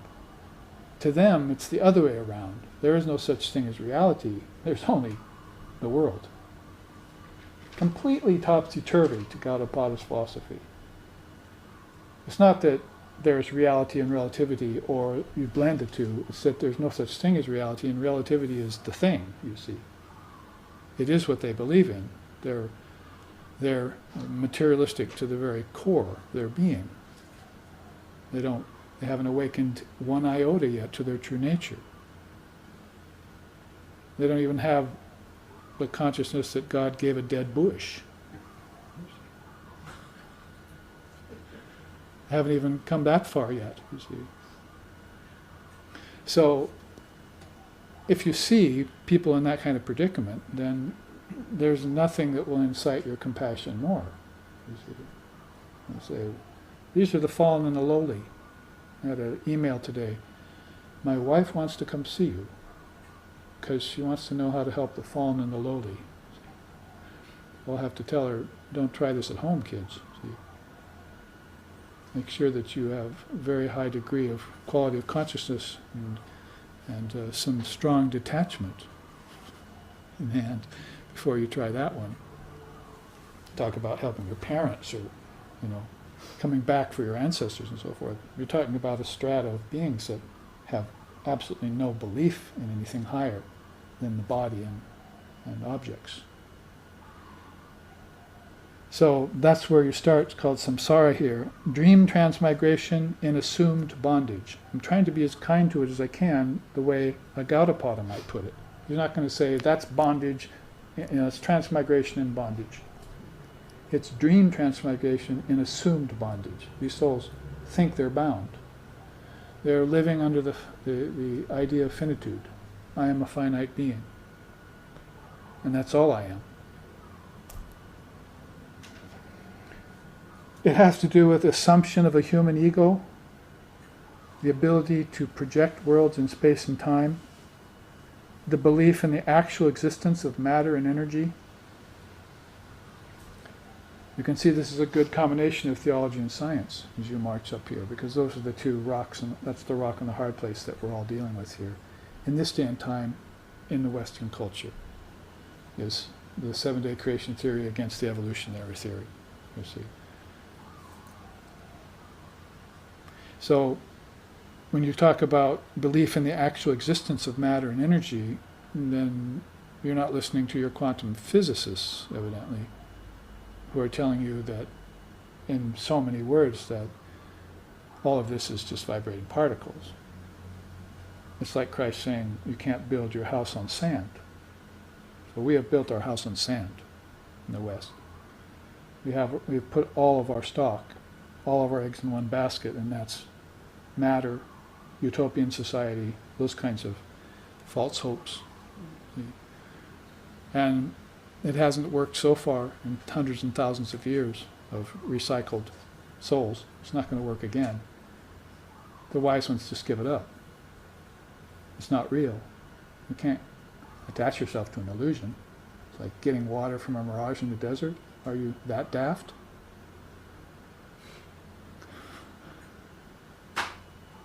Are you going to go talk to the son of a barren woman tomorrow?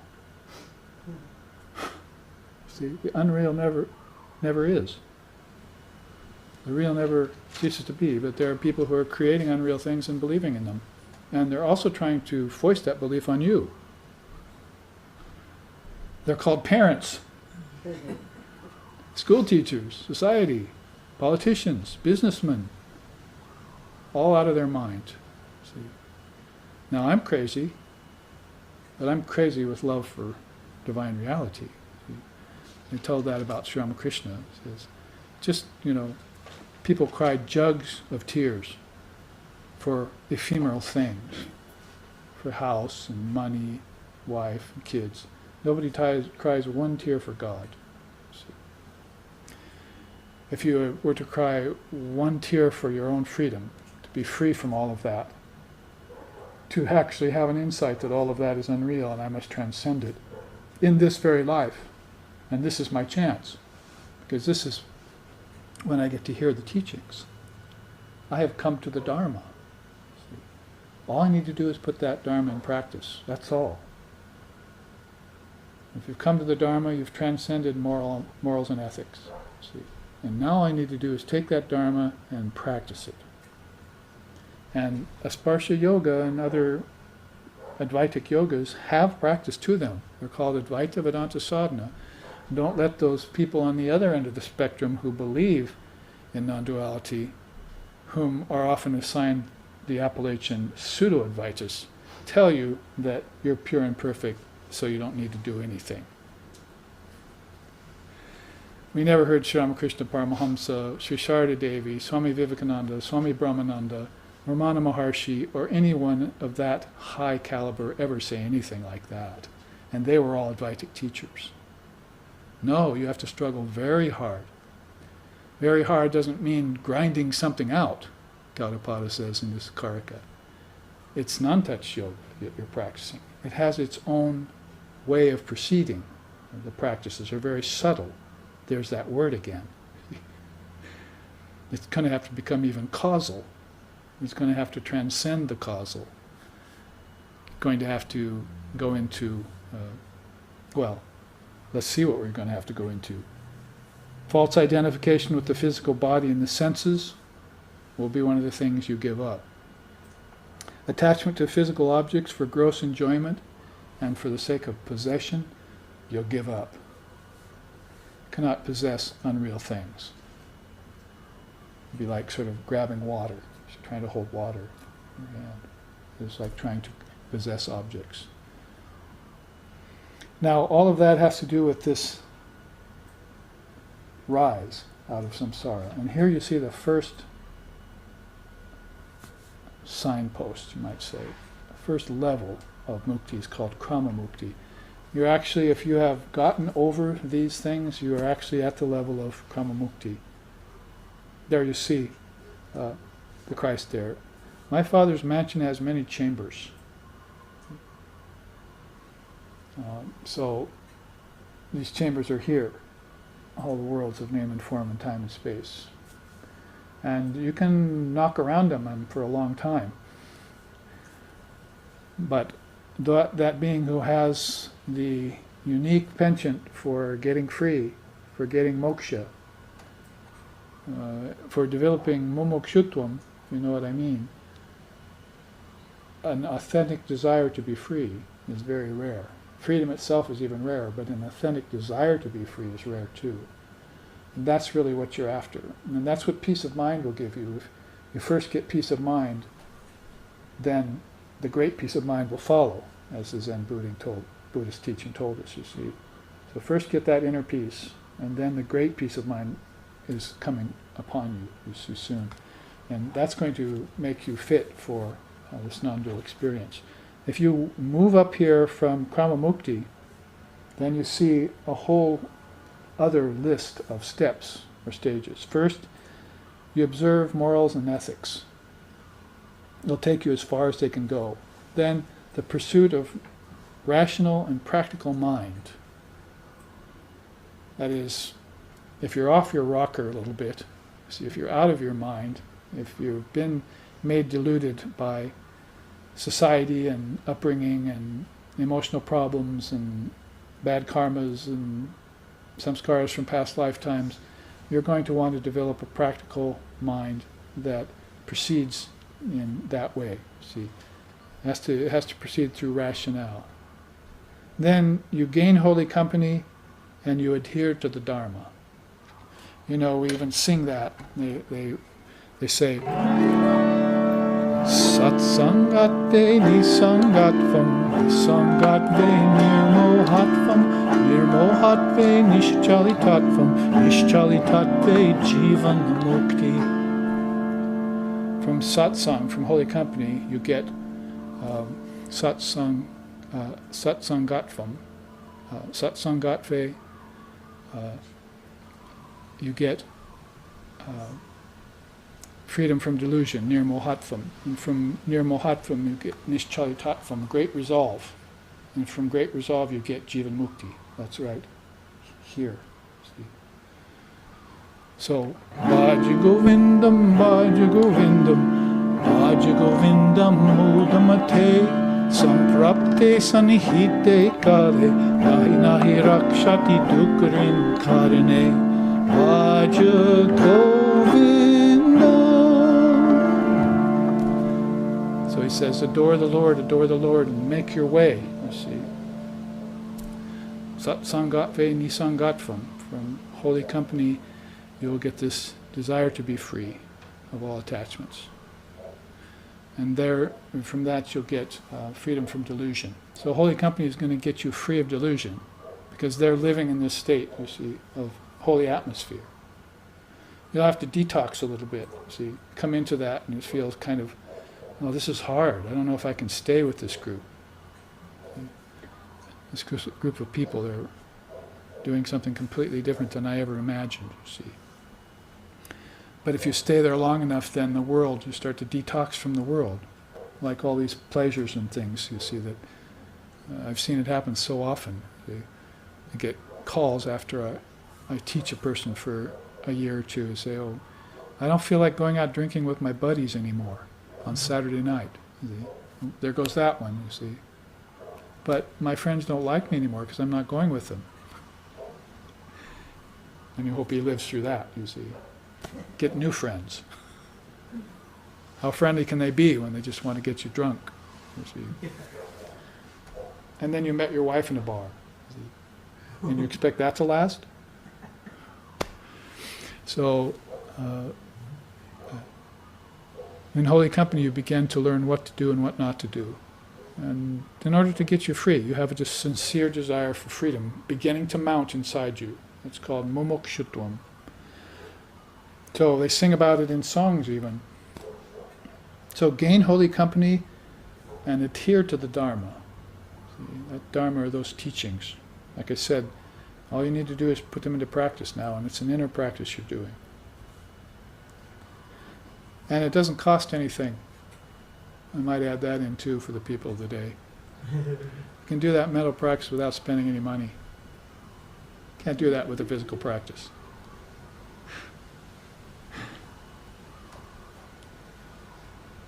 Then study of the non-dual scriptures and practice of meditation. Now you're reaching a very high echelon of spirituality. So that's when things really start getting subtle, even causal. Meditation will put you eventually into experiences of the formless.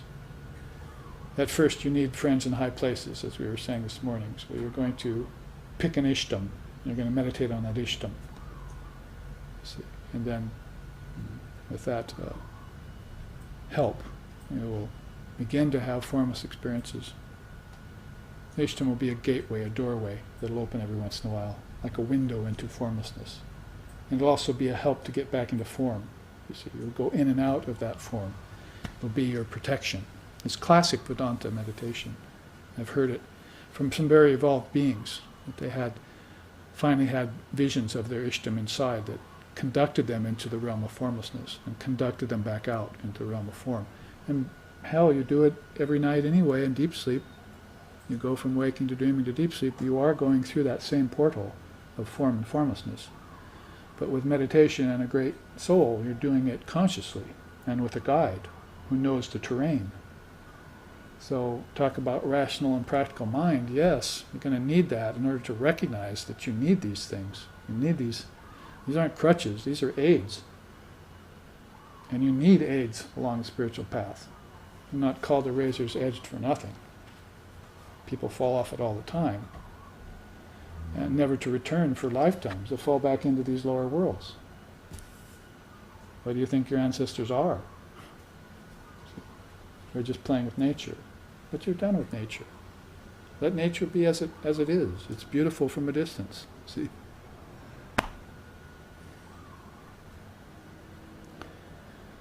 Well, there you see the second stage of that. Individual enlightenment. Jivan mukti. It's on the mind of all the adept practitioners. They want jivan mukti. And they know videha mukti is a far cry yet. That's freedom for everyone. And sarva mukti even further. But if you can get jivan mukti, that's beautiful, as we just sang. That is of the highest individual merit and accomplishment. That's an attainment that you can really put under your spiritual belt. You see, that's something that is irretractable. You've got it for all times. You're not going to fall out of that.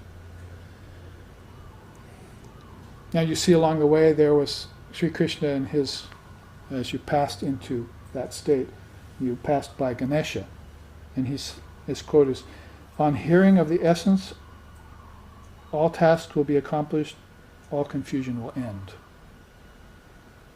So, Om Jaya Ganapati Ganesha Jaya Om. Omkara Prabhu Sharanam Sharanam. Once you take refuge and in holy company, they'll tell you about the essence, then all these tasks will be accomplished, your duties will be over, your works will be done, and you'll see that there's no facility for work at all except for higher knowledge. You're not getting anything out of your work unless you're extracting some sort of higher knowledge out of it. And that will be the end to your confusion.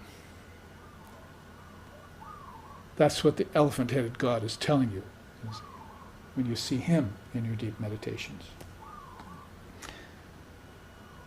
Now you make that grade at Jivan Mukti, and you see there's only 2 entries after that. It's a very high cerebral atmosphere, philosophically and spiritually speaking. First is selfless service with mature compassion. You're able to be of the greatest help to other beings almost without lifting a finger. Does it remind you of some of these sayings in Zen we just talked about, right? Working without working, acting without acting. See, it's that old karma yoga way of talking about things. So here you encounter it too in Vedanta. Selfless service with mature compassion. It's a very rare thing. And it's the making of a person who's heading for Videha Mukti, freedom from all embodiment. The other entry there of those 2 is attainment of formless samadhi. In Shankara's Vivekachudamani, Crest Jewel of Wisdom, he talks about that. He says, practice having samadhi. How can we say it? You know, maybe you're a young boy or a young girl and you just cannot figure out riding a bicycle. You can't make yourself get up there and take the training wheels off, you see, and actually go out and be free. And one day you just envision that you can do that, and you go out there and you ride it for the first time. You might have remembered that in your own life, doing that, and how free it made you, and how confident it made you. So imagine that in a spiritual setting with your first attainment of formless samadhi. See, it's like it almost seems impossible. You don't even know if you believe in it, even though hundreds of people have had it and talked about it. The scriptures talk about it all the time. It's one of the highest of all attainments in spiritual life, but you keep falling back from it. See, you maybe can have some experiences of devotional level of samadhi or wisdom samadhis, but those aren't formless. So when that freedom from confusion, as he puts it here, occurs to the soul, then basically all of a sudden it can have this accessibility to formless samadhi. It becomes a possibility, and you begin to nibble on that, you begin to have little glimpses of formless reality. Light, or sound, jyoti, or nada. See, nada Brahma, this is the path of sound, and it sweeps you up in it, just like we just sang. Sharada Ramakrishna Name Bande Keche Rebai, sweeps you into it like a great flood coming at you. It's like a sound rushing at you. Where to go from there? Well, we just passed Sri Krishna, and he says, the holy ones worship me, for they would stay clear of the joyless, transient worlds. Even being in some of these higher worlds, you still believe in worlds, don't you? And you still believe that you're a form in those worlds. They might be high heavens, they might even be beyond high heavens.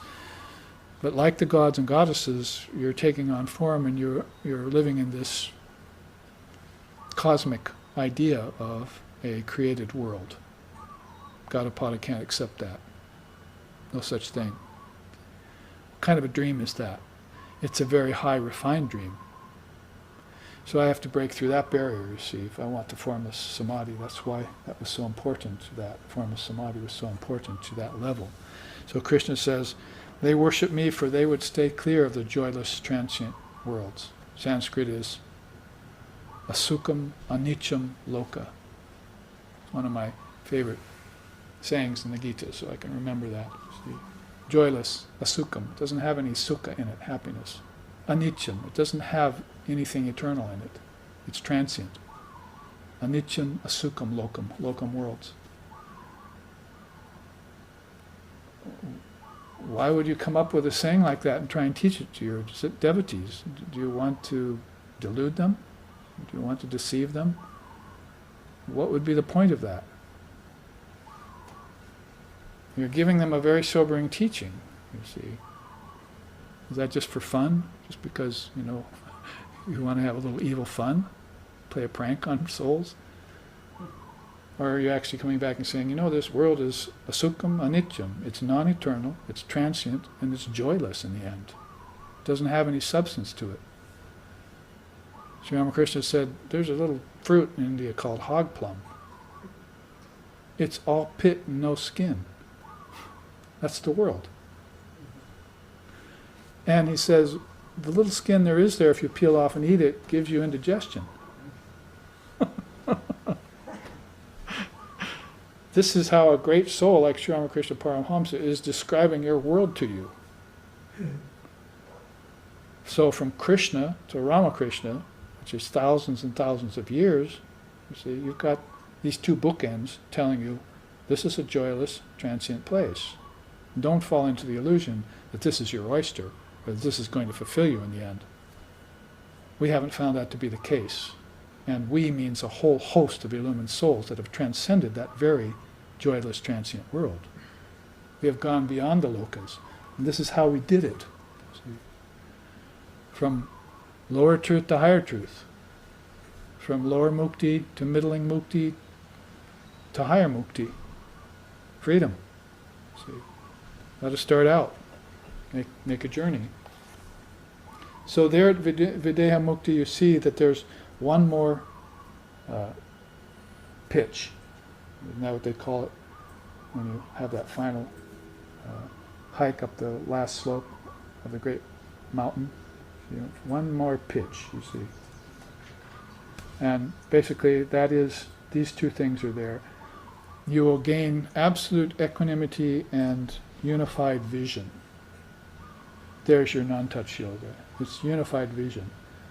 So unified that it's become, not just non-touch, but non-seeing. You're not seeing through the ordinary apparatus anymore. You're seeing the truth only. And if you see the truth shall set you free. What else? It's all about freedom. And then absorption in absolute reality. The hailstone fell into the ocean. What could it do? The ocean was everywhere. So that's how your soul's going to feel finally. I have nothing to do but merge now. It's not like, let's get it over like a toothache. See? It's like, this is it, the final realization is upon me. And I should have that realization before death, before the body's death, not during or after. It's not a very good time to do it. It can be done, the Tibetan Buddhists say, if you have the right guides and the right setup. But it's better to do it. It's better to die before you die. That's how the Zen Buddhists put it. You die on the zafu, on the pillow. Sometimes come in from Zazen and the Roshi will ask you, have you died on your pillow yet? Oh, is that what I was supposed to do? Giving you a clue, you see. Have you experienced the ego's death yet, is what he's saying. Have you let go? Have you, Sri Ramakrishna used to say, you can't go anywhere unless you throw the sandbags out of the hot air balloon, right? So throw the sandbags of fear and doubt and desires and worries and karmas and all that out, and then the thing will just rise by itself. It's buoyant, naturally buoyant. That's your mind, that hot air balloon. And where else is it going to go but to the deep inner heights, the breathless air of heights of the non-dual Brahman.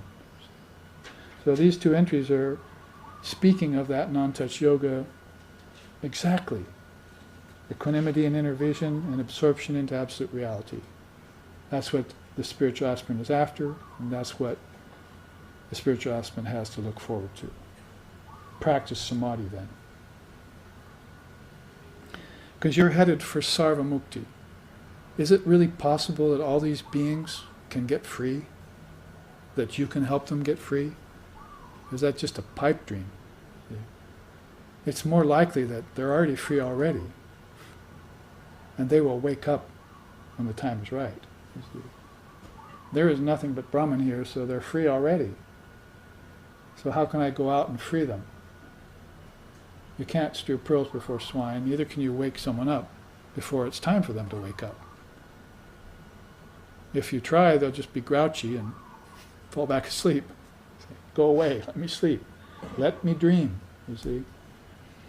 So they have not qualified themselves yet, they're not ready yet.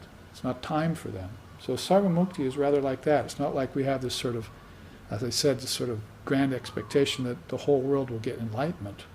It's never happened in its history, and it's not about to happen.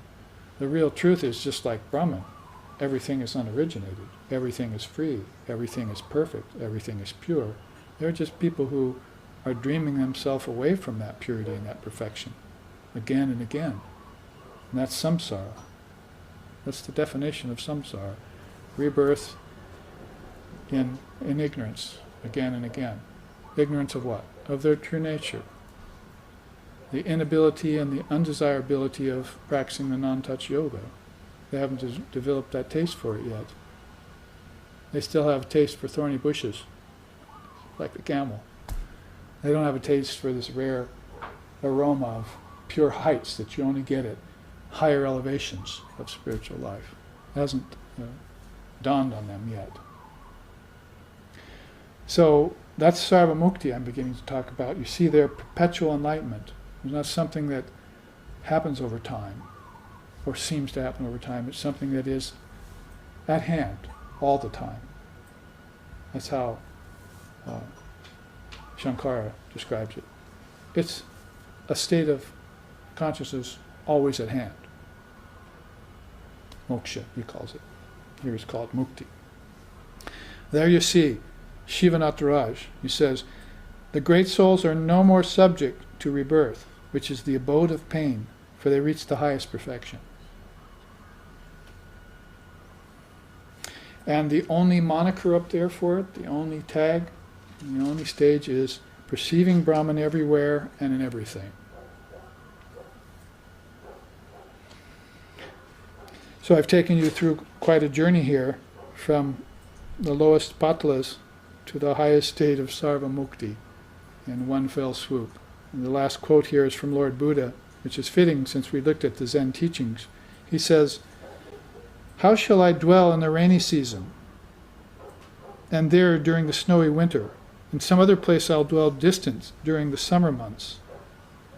Thus goes the witless fool, never imagining what suffering and danger may befall him during the vast, all-consuming, and seemingly unending season called time.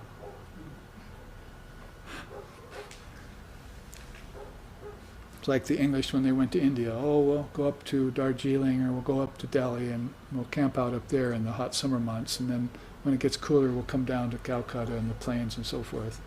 So the witless fool, thinking the world is real. I'll go here in the rainy season. When it gets hot I'll go there to the Himalayas. When it comes cooler I'll come down to the lowlands. Never thinking about this all-consuming season called time. Very well thought. Buddha saw this from his pinnacle, you see, down in the lower valleys of samsara, looking at poor souls down there. It's all out of the Dhammapada, Lord Buddha's own sayings. So this is a journey in that illusion called time, and for that state that's ever at hand called enlightenment. What is enlightenment? It's what I chanted at the beginning of this class. Vedanta Siddhanta Nirukta Esha Brahmaiva Jivaham Sakalam Jagatcha.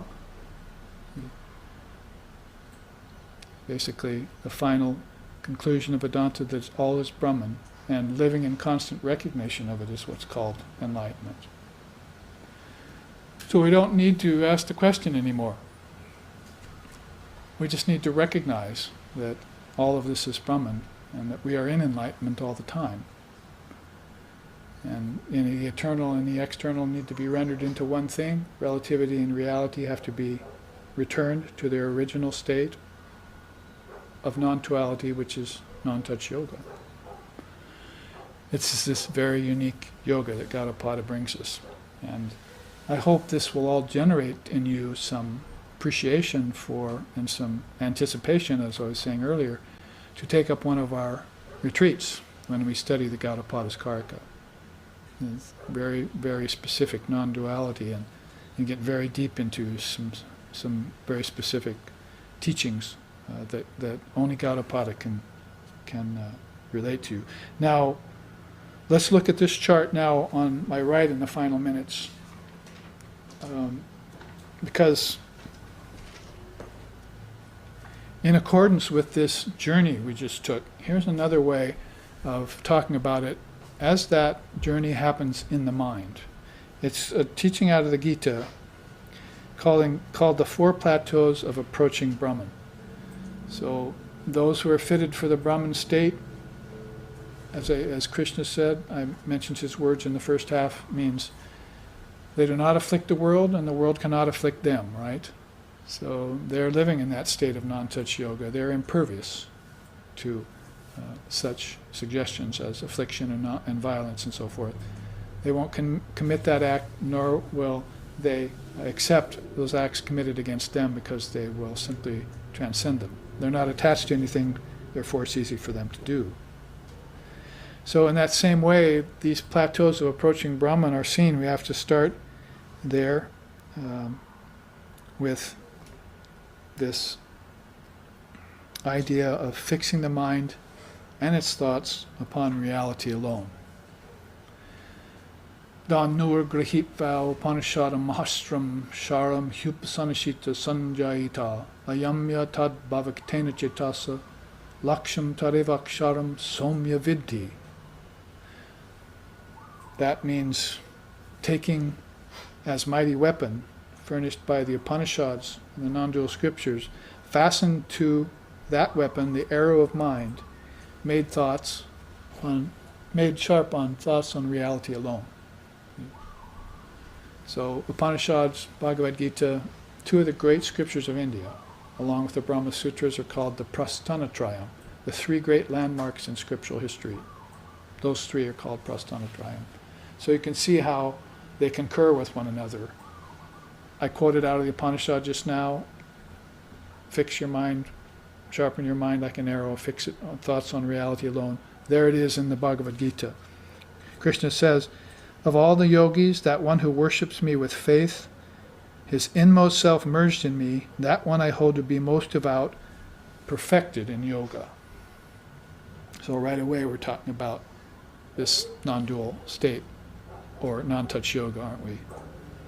Now you see the man meditating, trying to merge his inmost self in that supreme self. Now, provisions happen in the next three stages. If you cannot concentrate your mind, if it will not concentrate, then engage it in constant practice. That's called abhyasa yoga. So asparsha yoga is not possible for me yet. So I'm going to have to come down a step to abhyasa yoga, the yoga of constant practice. He says here, the senses impetuously carry away the mind of the one striving for perfection, but the yogi, controlling them all, remains focused upon me and enjoys the bliss of uninterrupted wisdom. So if I can't have non-dual samadhi, I'll have wisdom samadhi. Thank you very much. Maybe I'll have a little bliss samadhi too along the way. Maybe I'll have a little samadhi of the ripe ego too. You see. Non-dual samadhi is a far cry yet. I have to make myself qualified for that. So, fix the mind and its thoughts upon reality alone, but if the mind will not concentrate, engage it in constant practice. This is where I said, if you take the Dharmic teachings, then you must apply sadhana right away. See, I've heard the teachings, now I have to realize them by practice. That's very important. If you're looking for someone to come along and do it for you, then you're living in a dream that probably won't happen.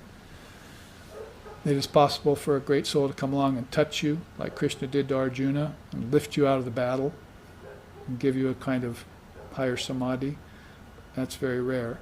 Most of the teachers don't want to do that, if they can do it at all. There's very few teachers in the world at any given time that can do that. But if given the choice, they would rather have you do their yoga of constant practice and gain the ground yourself. It makes for a much more substantial statement in the long run, if you can do it yourself. Self-realization is called, you might have heard. Did they name it that for no reason? You gain realization of the self, for the self, by the self, right? So, a very important stage there. Now, if practice is not possible, you poor thing, then offer all works to God. So here you are back to the karma yoga field, the karma shaya, Patanjali calls it, where all the karmas are ripe for fruition. That is, bad ones are coming up, mixed ones are coming up, good ones are coming up at different times. And this ascent and time and enlightenment, you realized that you had some problems, right, that you had to transcend, some limitations. And it wasn't until you got to Jivan Mukti that some of those started falling away and you started attaining some of the higher qualities, right? That's hard-won ground. See, that's very hard to get equanimity, for instance. That's just probably the first thing you would see, is some equanimity out of it all, or some selfless service. So here he's talking about, if practice is not possible, do selfless service. Try shifting your idea of doing work for money, doing work for gain, even doing work for altruism. Try and shift that to doing just work for God. See, so, many people have remade themselves with that shift of consciousness. It's very hard for a materialistic person or a self-made person, Western speaking mainly, to believe that that's possible. And like you've read about stories probably in the tradition where some of these great successful worldly people have met swamis and roshis and rinpoches and so forth, and see that they've renounced the world. And the rinpoche or the roshi will say, or the swami will say, yes, just give up everything for self and just do it all for God. And they say, that doesn't make sense to me. They just cannot accept it. It doesn't even register in their minds yet that that's a way, because we're all so very much raised in the idea of selfishness rather than selflessness. Very few people are raised in selflessness. And that's why morals and ethics eventually will have to be transcended, because that's where you're learning things like that. Oh, be selfless. Don't be so selfish. If you don't show that you're very selfish, then you probably won't get that teaching. But the plain fact of it is that humanity is selfish, completely selfish. Everyone is. And it's a very, very rare soul that's selfless. So you get a glimpse of that in yourself when you see your ego. And when you get that glimpse, you get very averse to yourself. See, I don't like that about myself. That's a very great moment, turning point, when you say that. I don't like myself. It's a good thing. It's a positive. It's a helpful poison. It's like poison for a snake bite. It's going to make you turn and begin to work to transform yourself. So when you see the basic selfishness at the root of humanity, which is in the ego, then that's a turning point. And hopefully you won't have to see it more than once to do something about it. Because there are a lot of people who ignore it, bounce back from it, and cover it over again with selfish preoccupations. Well, if I do this work really good, you see, for myself, then I won't have to think about that. And I can gain success and I can get pleasures and money and so forth. But then you're just back on that cycle again, coming up for that next look at your selfish self. And you're never seeing the higher self, what to speak of the non-dual self, the non-touch self. And that's a far cry yet. So this is what's a little bit of explanation of this. If practice is not possible, then begin to offer all works to God. He says here, the yogi, abandoning all attachment, performs work with body, mind, intellect, and senses for self-purification alone, and being untainted, dedicates all thoughts, works, and deeds selflessly to Brahman. There's non-touch yoga in action in karma yoga. See? That's a sparsha yoga and karma yoga. Do you see what he says here? Being untainted. So that's untouched. You touch something, you taint it. You get skin cells on it, dead skin cells, oils, germs from your finger. When you touch something, you taint it. See? So the soul cannot be touched. So it cannot be tainted. See? Ever. Simply, it won't be tainted because you can't touch it. Simply put, you see. So this can be attained through karma yoga, done in the right way. You do have to, in that particular level of pathway, you're all going to have to make that very definitive shift from doing works for yourself and others, even altruism, to a definitive shift to doing works only for God. People and humanity leave the equation. You do not serve humanity because if you serve humanity, they tend to stay human. You serve God and humanity because if you serve God and humanity, the human will turn divine. That's as clear as it can be put, basically borrowed as a paraphrase from Swami Vivekananda. You do not serve man as man, you serve man as God. Because when he or she feels you serving the God in man, first gets a little bit miffed. What about me? What about my personality? Aren't you serving me? See? No, I'm not serving you. Get out of the way. See? Move aside. See? And then they get the idea, oh, he's seeing something in me, that's divine. Maybe it's there. Maybe it's actually there. And unless the person is a complete spiritual ego and goes the other direction with it, then they begin to become selfless too. So, but if you serve them as human, guess what? You've seen it in movies all the time. Whole cultures go through hell. And as soon as they get through hell and they get miraculously saved, back to drinking, back to smoking, back to drugs, back to carousing, back to pleasures, back to karma. Do any of them, when they get saved from a horrible situation, ever go back to Brahman?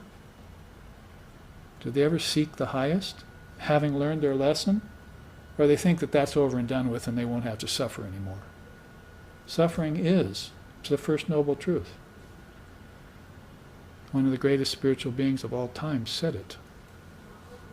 You cannot doubt a Buddha when he says something like that, unless you're just addled.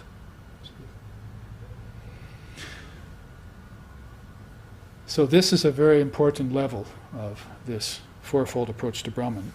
And taking up the fourth one, if selfishness and agency persist, because when you're giving up all your works for self, then you're giving up the sense of agency. There's a sense of ownership, you see. That's pretty persistent. But sense of agency is behind sense of ownership. I do, I own. The actual owning and the doing is just sort of something that happens as a result. But the sense of agency behind there is your part in that, you see. And there's a kind of clever intelligence. I was mentioning it earlier. There are different levels of intelligence. So there's a kind of mean intelligence behind that. It is very self-serving.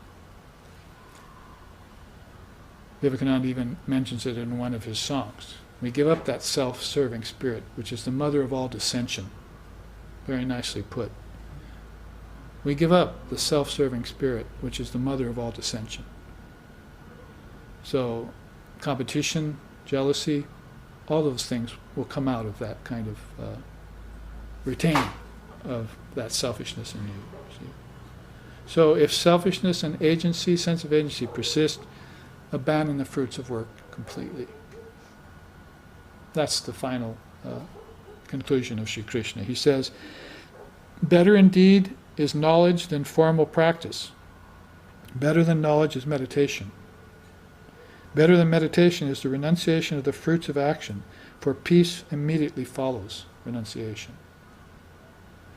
So if you can manage it, as I was saying in the first half, that renunciation of the world, the renunciation of the thought that my acts are actually doing good to me or others, renunciation of possession of objects, all those levels of renunciation will immediately take you to the goal. That's your quickest approach to Brahman. Better than meditation, better than knowledge. If you could manage that, you see, better than even giving up the fruits of work to God. You just give up all fruits of work completely. It's like non-touch yoga. You immediately arrive at this place where nothing is binding you. Nothing is worrying you. You're not brooding about anything. It's like immediate freedom. It's like someone came up and handed you freedom on a platter. Oh, thank you. And the minute you touched it, you see, you were free forever. The Midas touch. Only it wasn't with the ore of gold. It was with the gold of consciousness. So it was the goldness of gold. It was the silverness of silver. It was the manliness of man. It was the womanliness in women. It was the essence in everything, as Vivekananda puts it. So this has been the 4 plateaus of approaching Brahman, to show you in sort of a nutshell, slimmed down, concentrated form of this journey of time and enlightenment that we took in this second half. Now, we have 2 more classes, I believe, on 2 more Sundays coming up, that we will go through more and more aspects and deeper look into Asparsha Yoga, or the yoga of non-touchism, or non-touch. So we will meet again next Sunday for that, and send email questions for satsang. And yes, just been reminded that if you can send in your questions for satsangs on Saturday morning, we had 3 or 4 questions come in from Hungary and from Oregon and places abroad. This morning we had a very good satsang. You can look at that, back on that. It's on the Advaita Academy website. And eventually we'll be on our own website too. It's a very good satsang we had this morning, and that was because people actually sent in questions in advance. So please do that this week, especially if questions have come out of this class or the previous classes, or they come out of your readings of the scriptures, or they come out of your conversations with your friends, your dharmic friends, or even your adharmic friends. Because lots of good questions about reality and practice come out of that. And whatever the case may be, then please send in those questions and we will continue to have good satsangs. Now, the rest of the announcements I will reserve till after we part from our live stream audience, which we are very honored to have you with us in our ashram here. So now let's end with a chant and go on into the week.